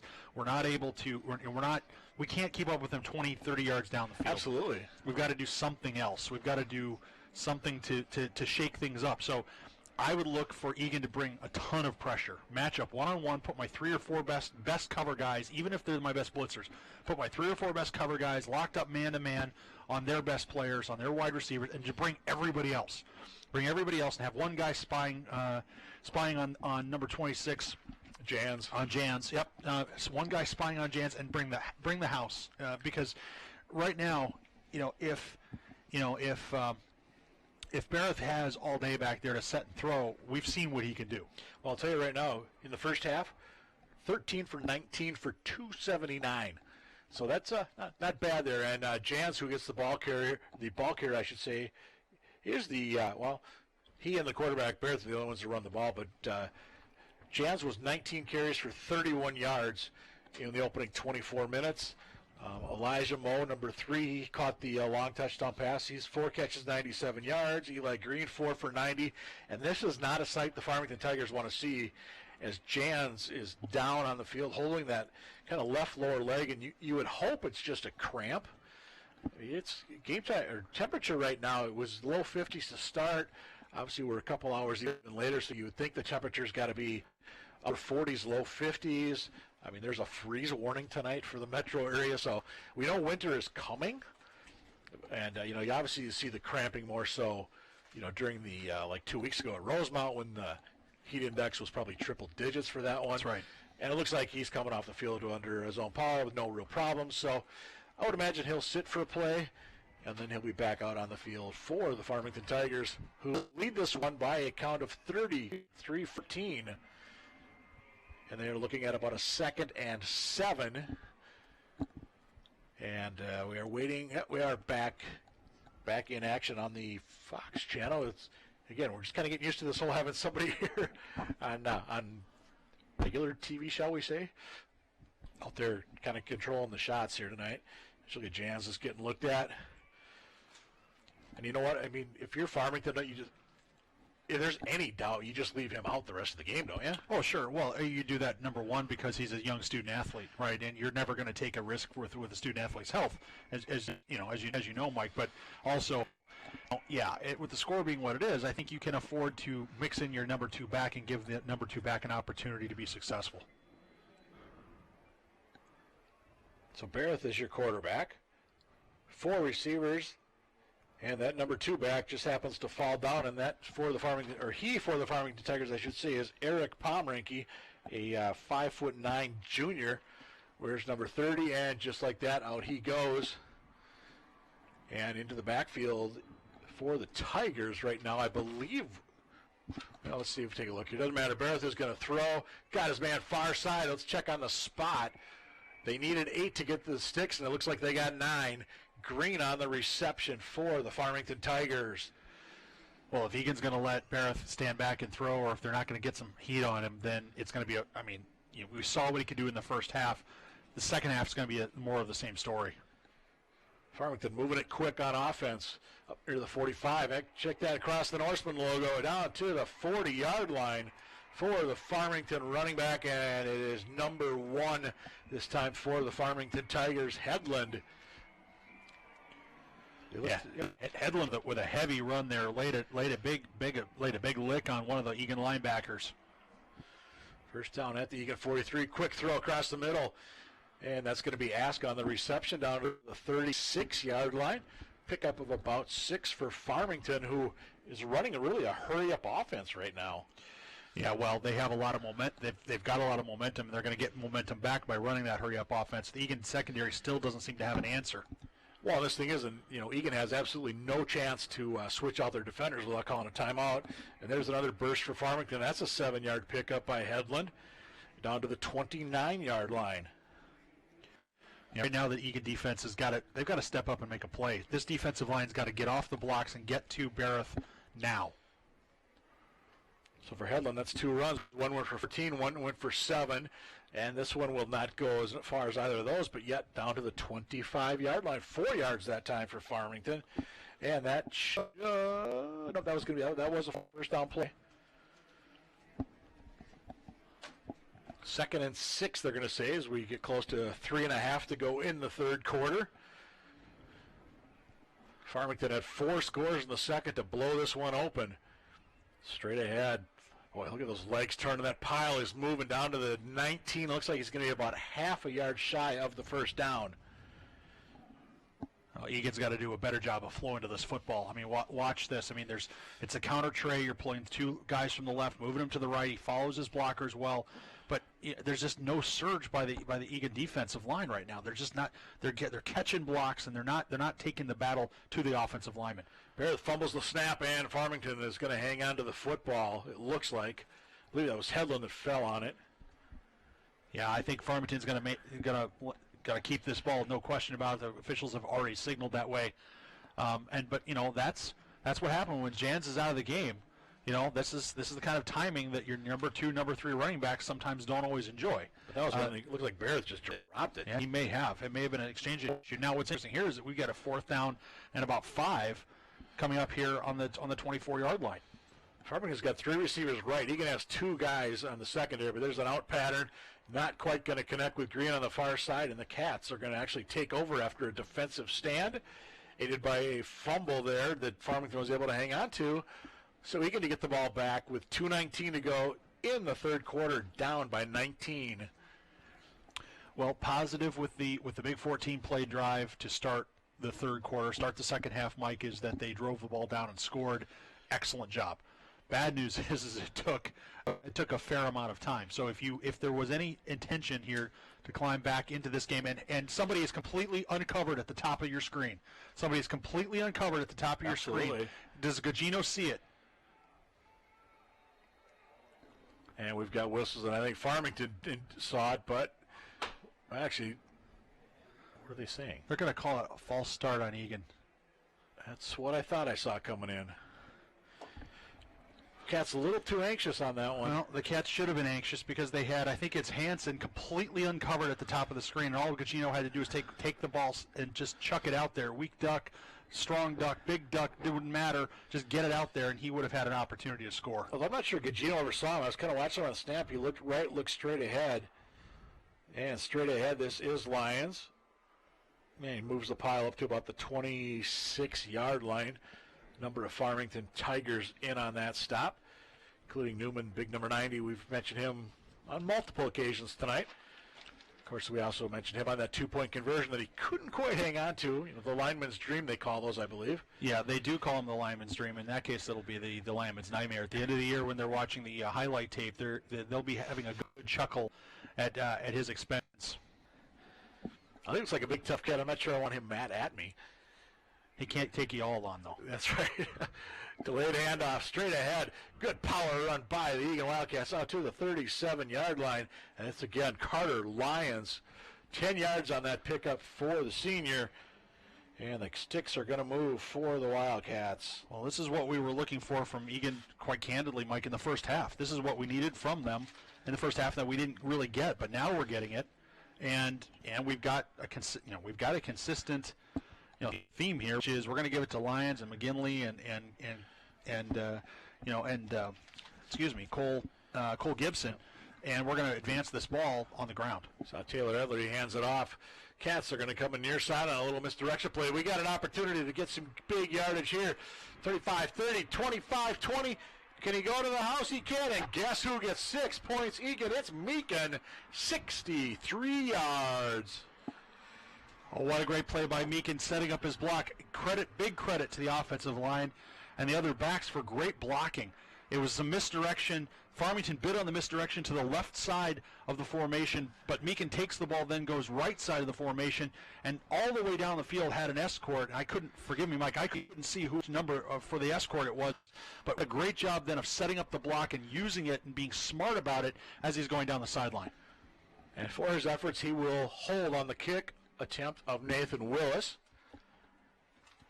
Good snap, good set. Kick is up, and I believe it should be good. From our angle, it is indeed good. The officials agree. 61 seconds to go. Cats within 12. I'm telling you right now, Max Meekin, he had one carry, 57 yards in the opening half. He's got one for 63 here in the second. Take a look. He burst through. Got through that arm tackle, and I'm looking down. Yeah, you're right. It was Lyons actually hustling his way down there. And it was Halverson that got stopped initially and had a chance to stop him back early. But Mika just turned on the Jets to the house. 6 points, Wildcats. Well, that's exciting. And I have to I have to tell you, I at the risk of being jinxing the team or being struck by lightning, this is the start to a half that we've always been looking for from Eagan. Right? I mean, this is the start that Coach Hansen would want, the start that, 2 good drives, running the football, a couple of big plays to get some big chunks of yardage, so you're not always just doing 3 to 5 yards per. This is fun stuff, and at some point here in the near future, if for some way Eagan gets another score here, it's going to get really interesting around here, Mike. And I'm willing to bet Farmington was thinking, hey, fourth quarter, maybe we can sit some of our guys. We'll just keep rolling. But you know what? To Eagle's credit, they didn't just roll over. And Farmington's credit, they moved down the field on that last drive. Just once they got to the red zone, a couple of things didn't go their way. And a little pooch kick. Guess what? Cats have it at the 39-yard line. That's Sorensen with do I dare say the reception? Colby Sorensen, and the Cats are in business. The pit is going nuts on the far side. And the players just below are just about equally as excited. Well, if you're Farmington, you're absolutely stunned right now. You had to see something coming. You had to anticipate that this might be what would happen. Yet Farmington lined up in their normal kickoff return formation, and there was a big gap on the right side. Big credit to Willis to be able to pooch it over there. I'm sure the coach probably said to him, hey, pooch it where they're not. He picked a good spot, and as you said, Sorensen caught that ball as if he was going, as if he were a center fielder going with his back to the plate. What a great job! And the pit, they are pumped over there. I'll tell you, if you're Sorensen, how big did his eyes get on that one to realize he was that wide open? All you got to do is catch it. Straight ahead for the Cats. It's a run of about 4 down near the 36-yard line. They're giving him a 35. It looks like. We'll say 5-yard pickup that time for Eagan as we're inside 50 seconds to go in a third quarter that's been dominated by the Eagan Wildcats. And if you're Farmington, you got to be thinking, we got to get a big play here. It's not hasn't been often this year, Mike, where we've said the other team needs to come up with a big play. They need to come up with a big play here, whether it's a stop or whether it's a turnover. They need to slow this Eagan Wildcat momentum down. Cugino. He's got McGuire in the backfield along with Lyons.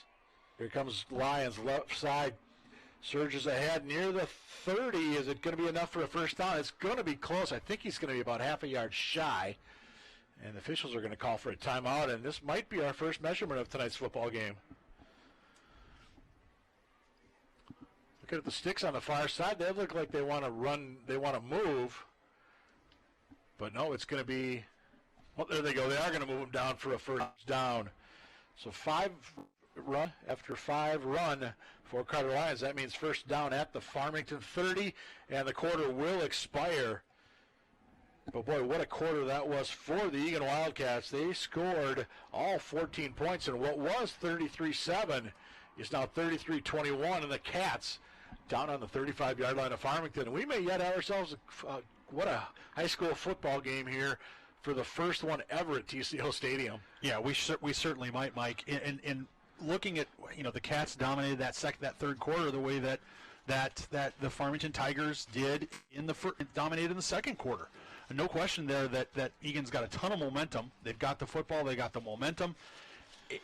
And the dangerous thing, if you're Farmington, is you got a bunch of kids with nothing to lose. You got a bunch of kids who see this as their opportunity to win, to win their first game of the season, and that offensive line is going to start surging. These offensive linemen, once they start surging, once they get fired up, and they're going to be attacking that line of scrimmage, that defensive line for Farmington is going to start wearing down, and it may already be happening right now. Those 2 drives already in the third quarter had to be wearing on these Farmington Tigers. Yep.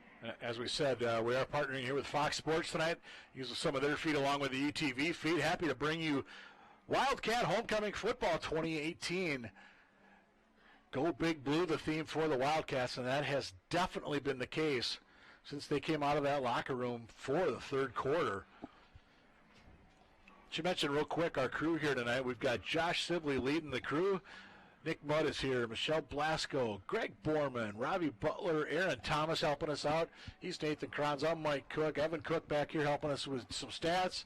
Happy to be with you here at TCO Stadium here in lovely Eagan, Minnesota on a perfect high school football night. It's got to be 50-ish degrees right now. There is no wind. It's a turf field. This place was packed earlier. A lot of Eagan fans headed for home apparently. Hopefully you've tuned in and you're watching us now because you're missing a potential great comeback by the Eagan Wildcats. And for those of you a little further south in Dakota County, you're looking to see your Farmington Tigers make a stop. And the first half, by the way, we look at total yards that first half. Farmington had 304. The Cats had 125. So obviously that's led to a 33-7 Farmington cushion. And Elijah Moe had a nice long touchdown. Jans, the runner, had a couple of touchdowns. And Farmington just looking, they could pretty much name their total. But boy, you come out after halftime and it's been nothing but the gray and the blue of the Eagan Wildcats. From the 30-yard line go the Cats. There's Lyons, and it's going to be second down from the 30, might even be from the 31. Good job that time by a number of Farmington Tigers in on that stop of Carter Lyons.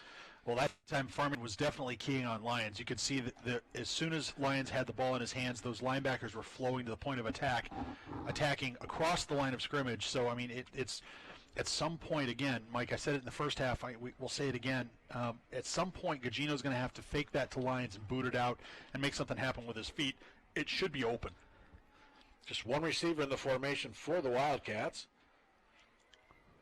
Gugino, just a little late handoff, and that one was read well by the Farmington Tigers. They've seen that one before. That was Meekin trying to go somewhere. Nothing doing that time, is it, for the Farmington Tigers. Nick Savasic read that well. No, it was well blocked. The one thing you're hoping is that Savasic is going to penetrate too far up the field and chase Gugino, and if he does that, then Meekin's off to the races. But that time he stayed home. To his credit, he stayed home and did a nice job of containing the play for a minimal gain. 3rd and 10 for the Wildcats. See if the Cats keep this one on the ground. No, Gugino is going to throw a little. Wow, that pass is dropped at the 28-yard line, so it's going to be 4th and 10. Cats have got to go for it, I would believe. Down by 12 here, early fourth quarter. Yeah, I suspect they'll keep the offense on the field. What will be interesting to see is what we can come up with from a play calling standpoint. Do we throw it up and let Hansen try to come down with the ball? Do we throw a screen, a purposeful screen to Carter Lyons in space and see if we can get him with a head of steam heading towards the 20-yard line? If you're watching from home, the line to gain is the 20-yard line for Eagan. So that's really where they need to be. I'm thinking what kind of trickery to the Wildcats setups, because this is the play you might want to do it. Well, then again, I could be wrong. Gugino across the middle, too high for Hansen, and the Farmington Tigers are going to take over. Good coverage downfield by Farmington. But Hansen, he had a shot at that as he went up for it, but just a hair too high. Tough play for the Eagan wideout, and he's looking for a call, and he's not going to get one. He certainly wasn't. Now let's keep an eye on him here. Let's see what he says.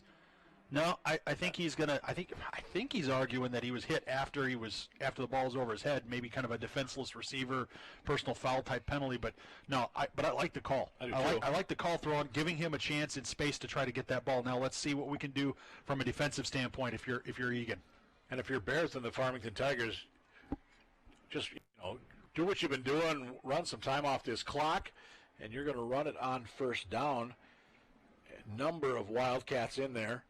That was Jans back in the game. I was just going to say, is he the sophomore back in? And indeed, he is. Picks up about 4 there on first down. And Farmington, which really seemed to run a hurry-up offense last time they had the ball, they're not huddling here either. Kind of surprised by that. Maybe trying to run a little time off the clock. But it's picked off.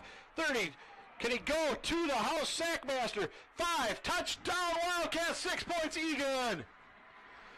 Well, Sackmaster read that. The quarterback drops back, looks to his right. He stared the whole time. Sackmaster read it, stepped in front of it.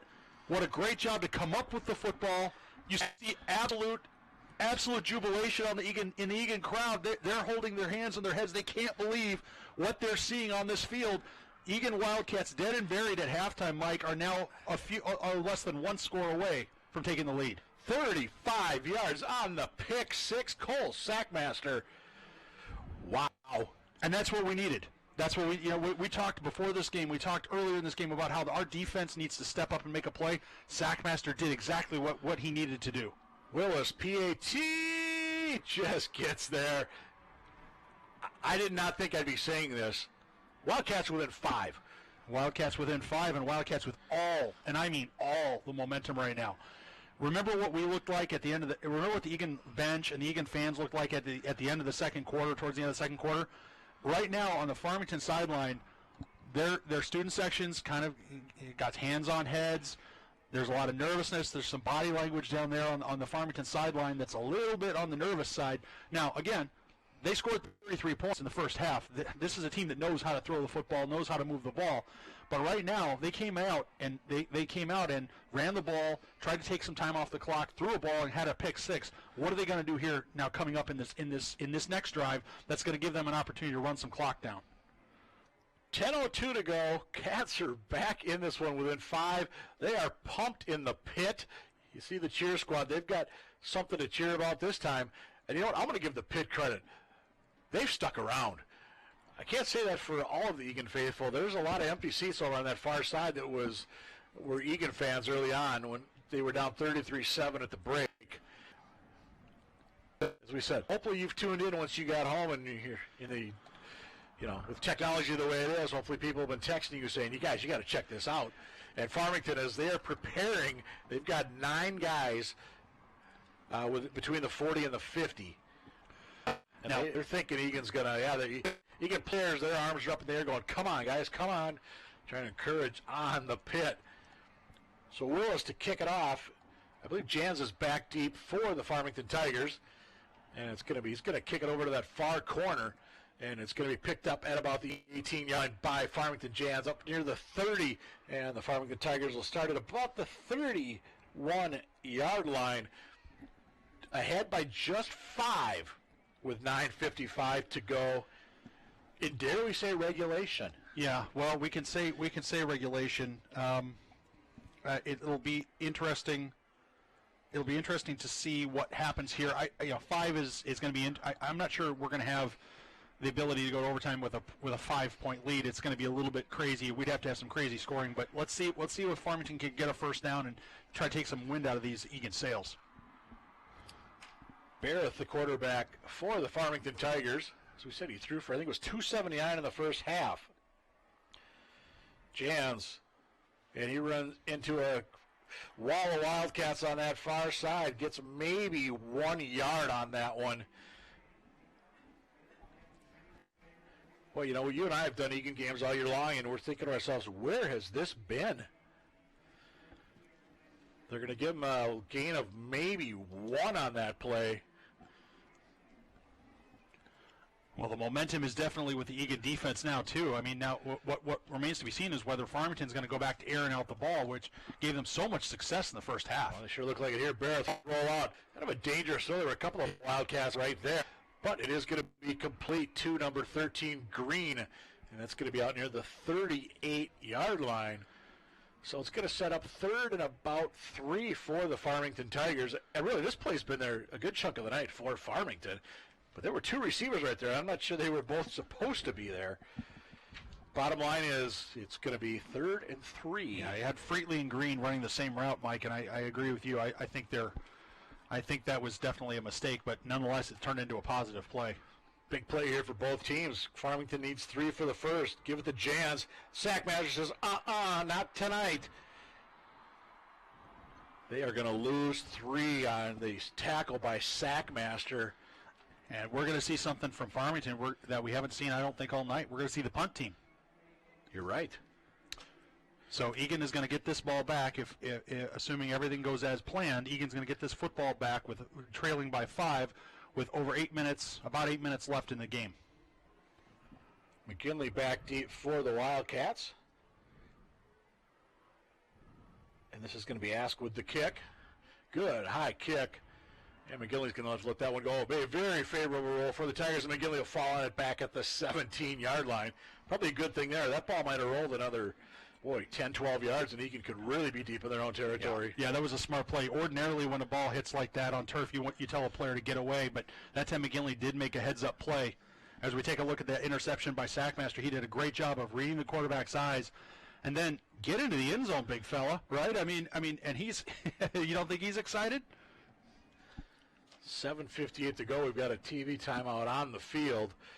But yeah, boy, what a game. As we said, as a reminder for the Wildcat fans, home next Friday night, I believe it's October 5th against Prior Lake, and then they're on the road at Eastview and at Lakeville North to finish out the regular season. The Farmington Tigers, they're at Burnsville next week. I assume that game will be on BEC TV. Our friends over there in Burnsville helping out. Tigers then go to Wayzata, and they come home to finish the season. The Battle of Highway 50, do we say, with the Lakeville South Cougars. But boy, I'll tell you, this is what, I mean, let's look at the moon there tonight. This is, like I said, great night for football, great environment. What a way to kick off 5 games here that the Viking, that they're hosting here at the center this year, 5 high school games. You've got this game 2 weeks from tonight. You've got Lakeville North against Prior Lake. And then you're going to have 3 football playoff games here, I believe, early in November. But I'll tell you, boy, what a thrill for these kids. And you know what? I think some parents are pretty excited too. Yeah. I think all the parents. I think the parents were even maybe more excited than the kids. But there's, Eagan's got an opportunity here. They have a great opportunity. This is what you want. Straight ahead, get a couple there on first down. Running into a whole group of Tigers. Eagan can play its game. Eagan can continue to run the football. Eagan can continue to take some time off the clock. They have well over 7.5 minutes to go. They've got time to do what they do best, Mike. They don't have to rush. They don't have to run a 2-minute drill. They can just move the football down the field. Now, at some point, it might get a little more urgent, but right now they can afford to do what they've done well so far in the second half. You saw the Farmington student section, USA, their theme tonight. 2nd and 8 for the Cats. Oh, fumble, and jumping quite quickly is Gugino, but Farmington thinks they do indeed have it. Gugino, I thought, got it, and there's the break that the Farmington Tigers needed. Big number 90 is Newham, I should say. Recovery fumble for Farmington Tigers. Well, that'll certainly make up for dropping a 2-point conversion. Unfortunately for Eagan, there's the exchange there in the backfield. The pitch was at, it looked like it was at Carter Lyons' knee. It's unclear exactly how that occurred, but nonetheless, both players bear some responsibility. Now the Eagan defense has still got to steal some of this momentum. They can still hold them out of the end zone. If you hold them to 3, you potentially can get the 8 points on the other end. But Farmington going for it all on first down, and there's pushing and shoving back in the corner. There is going to be no flag. It's going to fall incomplete. So 2nd and 10 upcoming for the Tigers from the Wildcat 13-yard line. Yeah, I think that was a good no call in the end zone. I think both players were doing a little pushing and shoving, but if you're Farmington, you got to try. You definitely want to punch this in. I bet they're in 4-down territory if you're Farmington. Well, we're gonna, of course, Eagle to see him 2 for the Farmington Tigers, and that defensive line's got to come up with something big here, Mike. Here's going to be Jans. Cuts it back inside. Gets down to about the 10. It's wrestled down in there by the Eagan Wildcats, number 40, Zach Merwin. In that second quarter, they had a drive where they gave it to Jans about 6, 7, 8 times in a row, and they were successful. They spread out the Eagan defense with their wide receivers, and they give it to Jans with either a pulling guard or just crashing off tackle with a hard dive and let him out-read the zone. It wouldn't be. I'd be surprised if they don't give it to him here. There's Barrett. He's got to ask one-on-one to the left. Good pressure by the Cats, and that one is to Green. I thought that one hit the ground, but the officials are going to say no, it was a complete pass. First Yeah, we do a penalty far side, and it's going to be roughing the passer, I'm assuming. Trying to look at the replay. We have the Farmington coaches in a booth next to us. Yeah, it looks like it is going to be up. Yeah, it's going to be roughing the passer. It's an unfortunate penalty. It's an aggressive mistake. You like to see aggressive mistakes rather than passive mistakes, but that's a mistake that's going to burn us. And unfortunately, now what's unclear to me is whether we would have had the first. They would have had the first down anyway, Mike. I don't know. Where they're spotting this ball or where they spotted it. I'm not sure if they would have had the first down or not. But in any event, now we've got to deal with the full house backfield. Farmington from the 3 potentially could put this one away. Jans straight ahead. He wasn't even touched till he scored. Touchdown Tigers. Well, an excellent play excellent job by Farmington to take advantage of the mistake by Eagan. Eagan obviously dejected, obviously feeling like they've let an opportunity slip through their fingers. No question about that. But still 6 minutes to go in the game. If they can get a quick score, anything can happen. There's plenty to cheer about there on the Farmington student side right now. Let's see, Farmington appears to be going for 2, which I'm not sure why you would, because if you get 1, you can still gonna have to score 2 touchdowns. Yeah, this is a situation where they should be kicking. Looks like they're going to call a timeout. Right. Yep, they call a timeout to talk about it. Kick the extra point at this point. 12 versus 13. It's still you're still a 2 touchdown deal, right. and you want to make sure that you get you want to given that Willis can kick a field goal of some distance, you don't want to give Eagan an 11-point deficit. You want to give them a 12-point deficit. Well, let's see what the Farmington Tigers decide to dial up. Going to be Coach Fisher over there talking to his crew. How much of a gambler is he? Well, we're about to find out. Now, the other way to look at it now is as you see the offense come out on the field.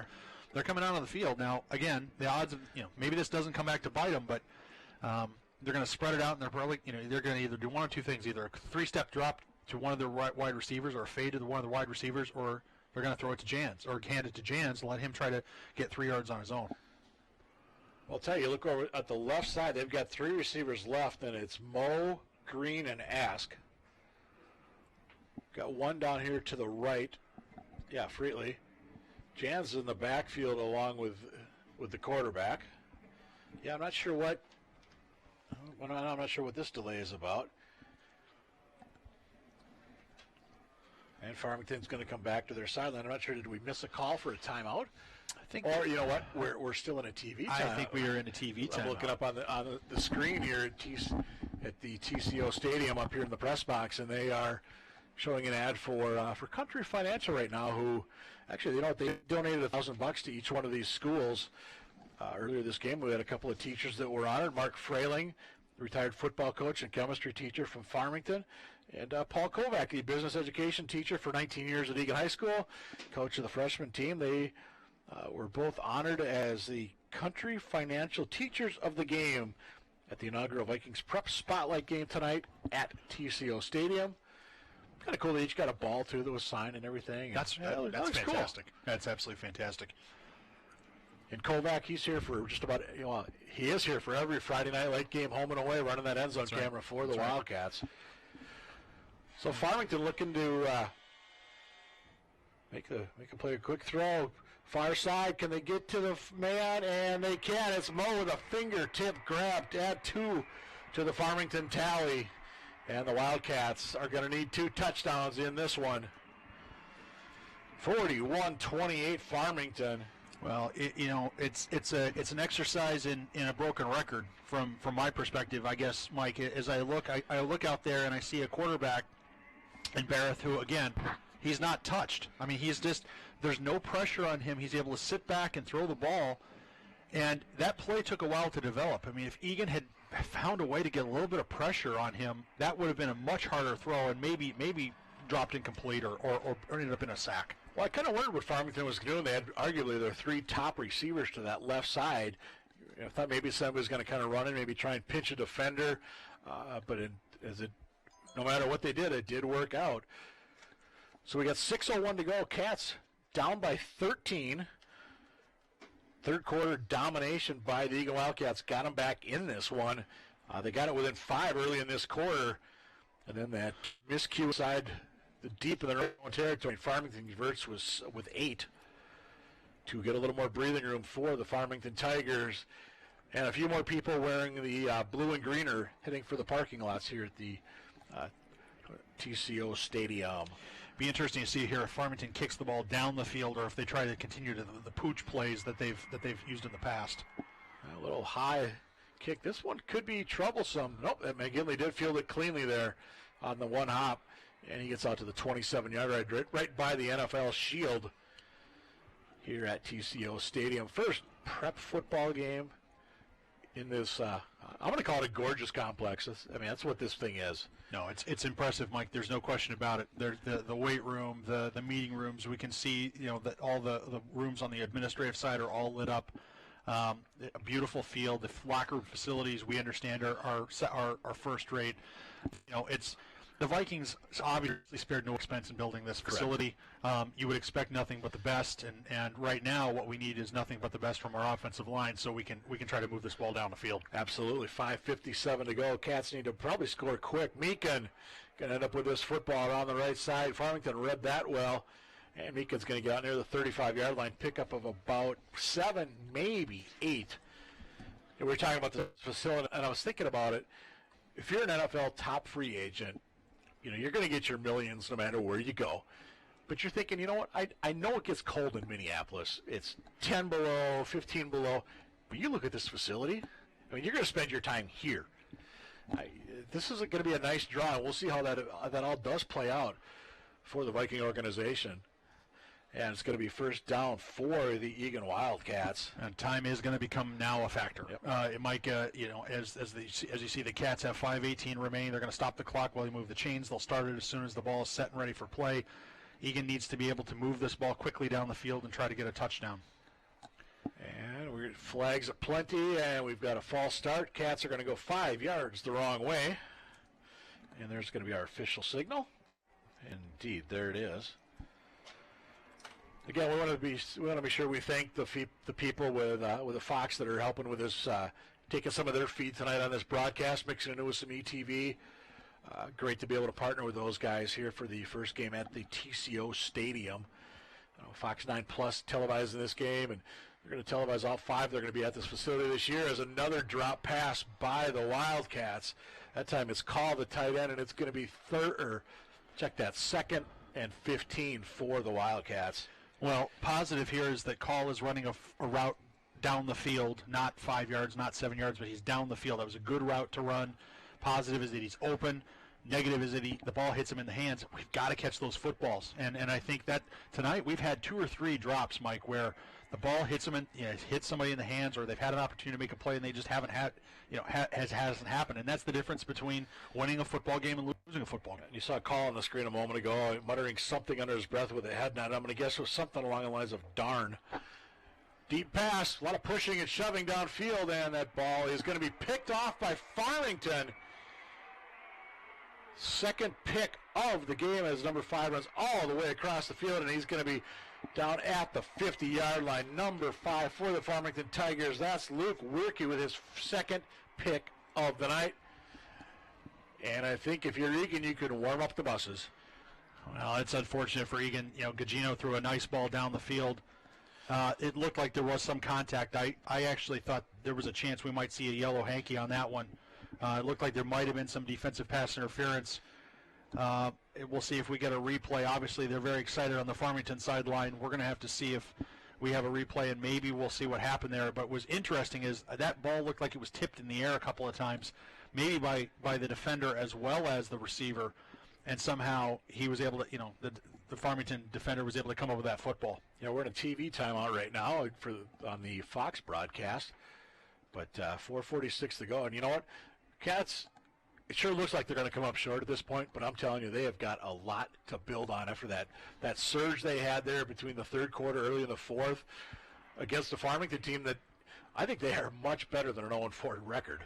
Yeah. I think Farmington was, maybe was a little unlucky not to get a couple of wins earlier in the year. Certainly against the Shakopee game was a close game. But yeah, Ian Eagan came out in the second half, and if you're a coach, you feel good about what they did in the second half, in terms of coming out of the gates and making it happen. The trick is you can't spot the other team a 4-touchdown lead at halftime and then try to make a game of it. I mean, that's the lesson to be learned. So Barrett and the Tigers from midfield with 4:46 to go in this one. And why not? Yeah, good call there. You just run the football, and that's going to be about a 5-yard pickup for number 26, the sophomore running back for the Tigers. He goes by the name of Zach Jans. Zach's had himself a pretty good game tonight for a team that does not run the ball that much. Well, his yards per carry aren't going to pop your eye, but he's been in the end zone a couple of times, and he's done a good job of finishing off drives, which is what every team wants to have. And right now, Eagan, to the extent that they are able, they need that football back. Right now, I'd expect all the guys in blue and gray to be stripping that ball, punching at that ball, trying to get that ball loose to try to create an opportunity. And if you're Farmington coach Adam Fisher, you're really looking at the play clock thinking, how much time do we got to kill here? And just snap it late, and we've got a flag coming in. And it's going to be in the area, but I would assume it's going to be a hold on the Farmington Tigers. It came in from behind the play. And generally when it comes from that area, as a former offensive lineman, you know what it is. Well, not that I got called for holding all that often. No, I wouldn't say that. It was a pretty rare event, and it was usually because the officials mistook me for someone else. But you're absolutely right about that.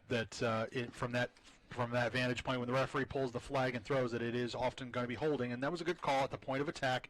There was a wrestling takedown there by, I think it was the right tackle or right guard. Couldn't pick him out as the play developed, but ultimately it gives Eagan an opportunity to stop the clock, gives them creates some distance now for Farmington. Farmington is going to continue to run the ball with Jans, but it's going to be harder to pick up that first down. As I said, I'd be very surprised to see him put it in the air.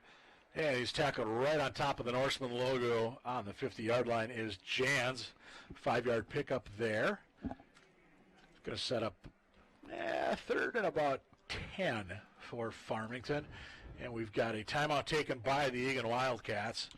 That's a smart timeout. If you think you're going to get a stop here, let's take a timeout, make them punt the ball to us, give us a chance to at least get the ball back and finish this game with an opportunity to finish this game with the ball, driving, maybe getting another touchdown, maybe getting some more points on the board to make this game as close as possible, as tight as possible.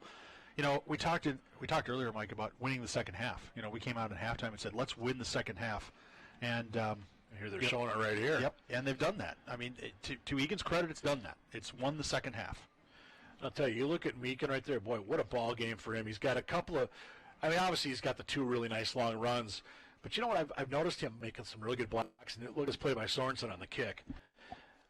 That's textbook right there. Willis, the perfect kick, and then Sackmaster, thank you very much. I'm taking that one to the house, and all of a sudden it's 33-28. Unfortunately, that turnover deep in their own end is going to likely seal the fate for the Wildcats. But if they can get something going, here, if you can stop Jans right here, and there's a late flag coming in, and you would assume, once again, that would be an area of holding. And Barrett was kind of looking up like, oh, my gosh, really? That body reaction says that it's going to be coming back. Well, when the referee and the official on the side both throw the flag at the same time at the point of attack, it's a pretty good indication that there's going to be a hold. And obviously, you want to walk them back here. I think if you don't want to lose. Well, actually, Eagan's going to decline this penalty, which is not a bad play because it's now going to be fourth down and 5 or 6. 6. Yep, you're right. And it would Farmington probably sends. The hold's right there on. Yep. That's a takedown. That's in southern states. In some southern states, you rope the calf after you do that. Jared Allen, former Viking, yes. His little sack dance. That's right. Thing. Yeah. That's right. Yeah. Now, let's see if we could have, just to keep it interesting, let's see if Farmington could have some adventures in punting. Yeah. Well, there's a good snap. Good. Straight up. Very, very, I think he hit a sand wedge there. And a ball, and it's got some backspin on it. That ball's going to be spotted at the 38. That's going to be a net 8 yards on the punt by the Farmington Tigers. It is Ryder Cup weekend. But boy, that was definitely I believe a sand wedge on that one. Yeah, I don't think that one will be one that he'll want to see on the highlight film or be watching tape on. In fairness, The number one thing you want to do in that situation, though, Mike, is to get the ball off and not get it blocked. Absolutely. And so he wasn't worried about distance. He was worried about making sure that ball got off on schedule. Now let's see what Eagan can do. I mean, I'd love to see Eagan try to come out, just start throwing this ball. And yeah, they might throw an interception, but let's come out and run this. Let's throw this ball some. Yeah, I don't think you can just run Carter Lyons up the middle. Gugino, then they heard you, and that ball was too tall on the far side. Cats looking for a penalty over there, not going to get one, but ask back on the coverage. Yeah, I think there actually is a penalty flag on the down on the field that we're going to have to see if. Back at the line of scrimmage, yep. Yeah, not while I was looking where. Well, yeah, it's actually on the 40-yard line. Okay. Well, it was thrown by the back judge. Okay. Let's take a look what this is all about. They did get him for interference. Okay, then. Yep. So that's going to be 15 yards to the good for the Eagan Wildcats. It's going to set up an opportunity for them to at least try to move the ball down the field. Hey, we saw this against Shakopee. There's the replay. There's the interference. Yeah. He actually did get that left hand on there. The left hand was hauling him down. If you're using the wide receiver as a climbing tool, then yes, that should be flagged. So first down from the Tiger 47. 3:15 to go. Gugino steps it up. Gugino is going to keep. He's got some room if he gets a block. He cuts it up, and he'll get about 5 instead. Not a bad play there by Gugino to pick up 5. I don't know. I'm wondering if had he cut outside, he might have been able to get that block. I'm not sure. He was trying. I think he made the decision that he wasn't going to be able to get there. And Gugino to throw it. Oh, that ball is tipped and just about picked off. That was a dangerous throw by Gugino. One he probably shouldn't have thrown. Probably not. I would like to see. I'd like to see Gugino throw to the outside. I with all due respect to the tight end, I love tight ends as much as the next guy. I'd love to see him throw it up for Hansen or Meekin outside because he's more likely to have one-on-one coverage outside, and our wide receivers are going to have better physical skills, better physical stats over these smaller defensive backs for Farmington. I'll tell you, boy, the number 7 there for Farmington, he has had himself a nice football game. Luke Grangs, the linebacker for the Tigers, made a number of stops, probably had a game-clinching pick there. Cats too far that time, too high for the intended target call, and it's going to be 4th and 5 for the Eagan Wildcats. Well, that time Gugino did a nice job of stepping up into the pocket. We talked about, Coach Hansen before the game talked about the evolution of Gugino and how he's become better with the pocket presence and understanding where he needs to create the pocket for himself rather than expecting the pocket to be created for him. And obviously this is it. I'd love to see in a situation where Gugino takes the snap, drops back, there's a little bit of an open space in the middle, and he just takes off in the middle. Get that first down. Need to get down to the 37 to keep possession of the football. And they're going to run it with Lyons. 4 yards. He didn't get it. I'm just kind of confused. I don't know why you run that play. Well, Farmington's done a nice job of reading it tonight and doing it. And there's Zach Hansen with the big stop for the Tigers. Yeah, I think that was perhaps calculated to say let's give the ball to one of our best offensive players and see if he can make a play. There was a decent line surge. I mean, it wasn't like it's not like Lyons was stopped at the line of scrimmage or anything.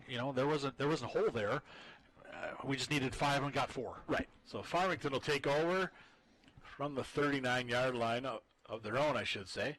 And Jans will fall forward, picks up maybe 1 that time. Cats do have 2 timeouts, as do the Tigers. So we're inside 2.5 to go in this one. 41-28 Farmington. Tigers who led this one 33-7 at the break. Looks like the Farmington Tigers are going to improve to 1-4 on the year. Eagan Wildcats are going to drop to 0-5, and we've got a timeout on the field.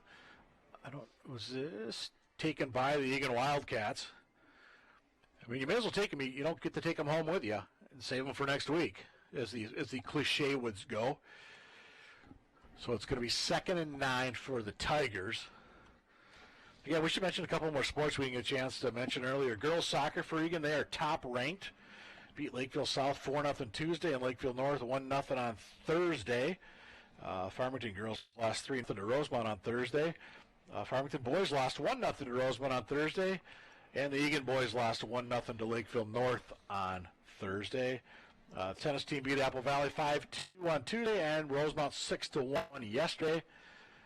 And if I'm not mistaken, tennis is starting section play might be within the next week or so. Is hard to believe, but fall sport playoff action is just around the corner. And Farmington's going to run this one without much success. We'll see if the Eagan takes its final timeout. I would think they do. And yep, there's the whistle, and the Cats do take that final timeout. So Farmington's going to face a 3rd and 9. Well, the smart play here for Farmington is to hand it to Jans again. You know, whether he gets any yardage or not, it doesn't matter. And you know, you're setting up. Yeah, you're going to punt the ball, but who cares, right? I mean, at this point, you're ahead. You're virtually assured of a victory, your first victory of the season. The last thing you want to do is get cute and start throwing the ball or doing something cute with it. Go max protect for your punt and just get the ball out of there like you did last time. As we said, this is homecoming for the Eagan Wildcats. Go Big Blue, the theme this year. Assuming the Cats do not rally, it's going to be the October 2nd, 2015, last time they won a home game. And that was a 42-33 win over these Farmington Tigers. Ouch. That's been a while. It has. There's Jans. He'll run it. And he's going to get out to the 43-yard line. Pick up maybe a couple that time. It's going to set up 4th down, but I'm sure Farmington's going to run, another 25, 30 seconds off this clock before they have to do anything. Sure, absolutely. Credit to Jans, that I have not seen the Eagan defense doing a lot of obvious attempts to strip the ball out, but credit to Jans that he had 2 hands on that ball as he buttoned up on contact. I mean, that's it's impressive for a sophomore to have the sense and wherewithal to be able to button that up to make sure that that ball's not loose or not insecure. Farmington Tigers, they're waiting. Yep, there's the timeout they're going to take as the play clock gets down to about a second to go. So it looks like Adam Fisher and the Tigers are going to make that trek back down to Southern Dakota County with their first W of the season. Now what'll be it? Oh, excuse me. As I say, the Wildcats are going to fall to 0-5 with a very tough Prior Lake team coming to Eagan High School next Friday night. Yeah, it's definitely not going to get any easier for Eagan as they face Prior Lake. I'd be interested to see. I mean, the game is what it is in terms of score. Does Eagan have, if Eagan has an exotic punt block or some sort of, maybe dropping 2 guys back into return and run a fake reverse, if they have anything up their sleeve that they could pull here, do you run it now? You might as well, because I'm not sure that it's going to matter if you're playing Prior Lake or Lakeville North. But let's see what we can, do right now. Maybe you've got Eastview in 2 weeks, and the Cats have everybody up, everybody back, everybody's bringing it. But they're also getting, I think, set for a potential fake here. Maybe no, here they come, and Farmington just gets that one off. Another favorable bounce for Farmington. Look at that thing roll. Wow. Down to the 8-yard line. It's going to go into the books as a 49-yard punt. And about, 20, 25 of that was on the roll? Yeah. Well, but it's going to look good in the stats. It's, first of all, the stats just like the scoreboard, do not have a column for style points. That's right. Right? And so if, his job was to get the ball off, and he got the ball off, and, Eagan made took a calculated risk that by coming after it was you were smarter coming after it than you were trying to return the ball. So Gugino is in at quarterback. See if the Cats can run off something here that goes 92 yards. And if they do, it's going to be through the air. And a little hook and ladder along the sideline. There was a hook and ladder on the sideline. Didn't have a whole lot of room there. I was kind of surprised you tried that there. Yeah, they had the hook. They didn't get the ladder. Right. We fumbled the ladder. We had the hook, but we fumbled the ladder. So the ball, let's see where they spot this one. I mean, Hansen caught it at about the 15.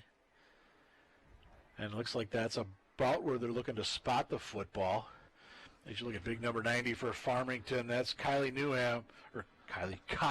My apologies. Kyle Newham had that big fumble recovery earlier in this quarter that really thwarted the Eagan comeback. It was about this spot on the field as well. Cats are going to air it out near side, and that ball nearly picked off. Hansen had to go in defensive back mode against number 28 for Farmington, Jack Savastin. And we've got a Tiger down on the field. That's Headland, number 1, I believe. Yes, he was involved a little bit with the defensive play, but he wasn't the primary defender. What happened was it was after the play was dead, he went falling to the earth, falling to the field. I think you can see him up at the top right of your screen there. They're attending to him on the field. I think I hope nothing happened in terms of nothing, popped out of joint or anything, but it might be a hamstring injury too. It might be just a muscle pull or a muscle cramp or something like that, where something tensed up and he looked like he had been, shot by a sniper, if I can say that. I mean, if I can say that in this day and age and say it appropriately. But you probably can't, but you did. Yeah, So but I did. We're good with it. We'll roll with it. Absolutely. But, I mean, he just went down out, and there was no contact or anything. So I'm hoping it's just a soft tissue injury. Again, everybody on the field down on one knee. The Eagan Wildcats went to their bench, and at least it's good to see the sitting up down there. Yeah, I thought it looks like they were working on that left leg, and he's going to nip off under his own power. Well, you've got 6 days to get better, and on the 7th day you'll be playing football next week over at Burnsville High School. Again, that game probably, I assume, will be on BCTV, which will be live on the web as well. Wildcats home to Prior Lake. We'll be there for that one on ETV. 46 seconds to go. 3rd and 4 for Eagan. Gugino. Oh, he got from behind. I think he lost that football again, and Farmington, I believe, is going to come up with it. I think they're signaling 4th down for Eagan. I think Gugino was able to get back on it. That was a wicked hit. It looked like it was real low and potentially dangerous. It's good that Gugino's back up on his feet. I think Newham was the guy that nearly got the fumble again. You see the time remaining in this one. It's 4th down for the Wildcats, 10 yards to go. After that, we're going to say -3 on that play. Inside 10, 9. Should be the last play of the football game. Gugino, throw, catch, hook, ladder, far side. And is going to be short of a 1st down. Doesn't matter. Clock hits triple zeros. And the Farmington Tigers get their first win of the year. Tell you what, though, Eagan gets a lot of credit the way they came back in this one. But the final is going to be the Farmington Tigers 41, the Eagan Wildcats 28. Oh, Mike, it was a good effort by the Wildcats there in the second half. The first quarter was tight. The 3rd quarter was tight. It's that second quarter where they spotted Farmington way too many points. And Eagan's just, they're not a good enough football team to be able to spot four touchdown lead to the other team and then expect to be able to come back, especially with the way that they, we run the football and we try to control the line of scrimmage, control the clock that way. This is not a quick strike offense, here for Eagan. That is right there for Farmington. Absolutely. That was Mo that went to the house. There's another touchdown for Mo. And again, there's the pick 6 by Sackmaster, one of the highlights for the blue and the gray here on Go Big Blue Homecoming 2018. Couple of long touchdown runs by number 12, Max Meekin, but not nearly enough as the Wildcats fall by a count of 41-28. Again, we want to be sure we thank the folks over at Fox Sports. We helped use a lot of the feed tonight, use a lot of the ETV feed. Congratulations to Josh Sibley and the ETV crew. They've done a nice job of mixing everything together. A couple of early glitches on this one, but we got through it. We certainly did, and thanks to the Vikings and thanks to the community at large for putting on such a great opportunity for us. It's fun for you and I to be able to sit here and call these games, and for the crew to be able to work on these games. And obviously, the Eagan fans and the Eagan team, the players, the coaches would have liked this to end up a different way. It's really frustrating, but at the same time, you got to keep your perspective. You have to have a short memory and come back next week and compete against Prior Lake. Yep, so that's going to wrap things up here from TCO Stadium at the TCO Performance Center here in Eagan, Minnesota, the home of the future North Division champion Minnesota Vikings. We go with that? Yeah, we'll go with that. We can go with that. So optimism will reign here in the Northland. So the Wildcats, they're going to head over by the band. And they're going to lick their wounds. They're going to get back at it next Friday night. Prior Lake at Eagan. Last home game of the year for the Wildcats before they finish with a couple on the road. That's going to wrap things up here from TCO Stadium on behalf of the entire ETV crew, and I mean all those that are here and all the back at the station. I'm Mike Cook. He's Nathan Kranz, and we've got Evan Cook back here with us. We say thank you for being with us, and we'll see you next time back at Eagan High School for Wildcat football on ETV.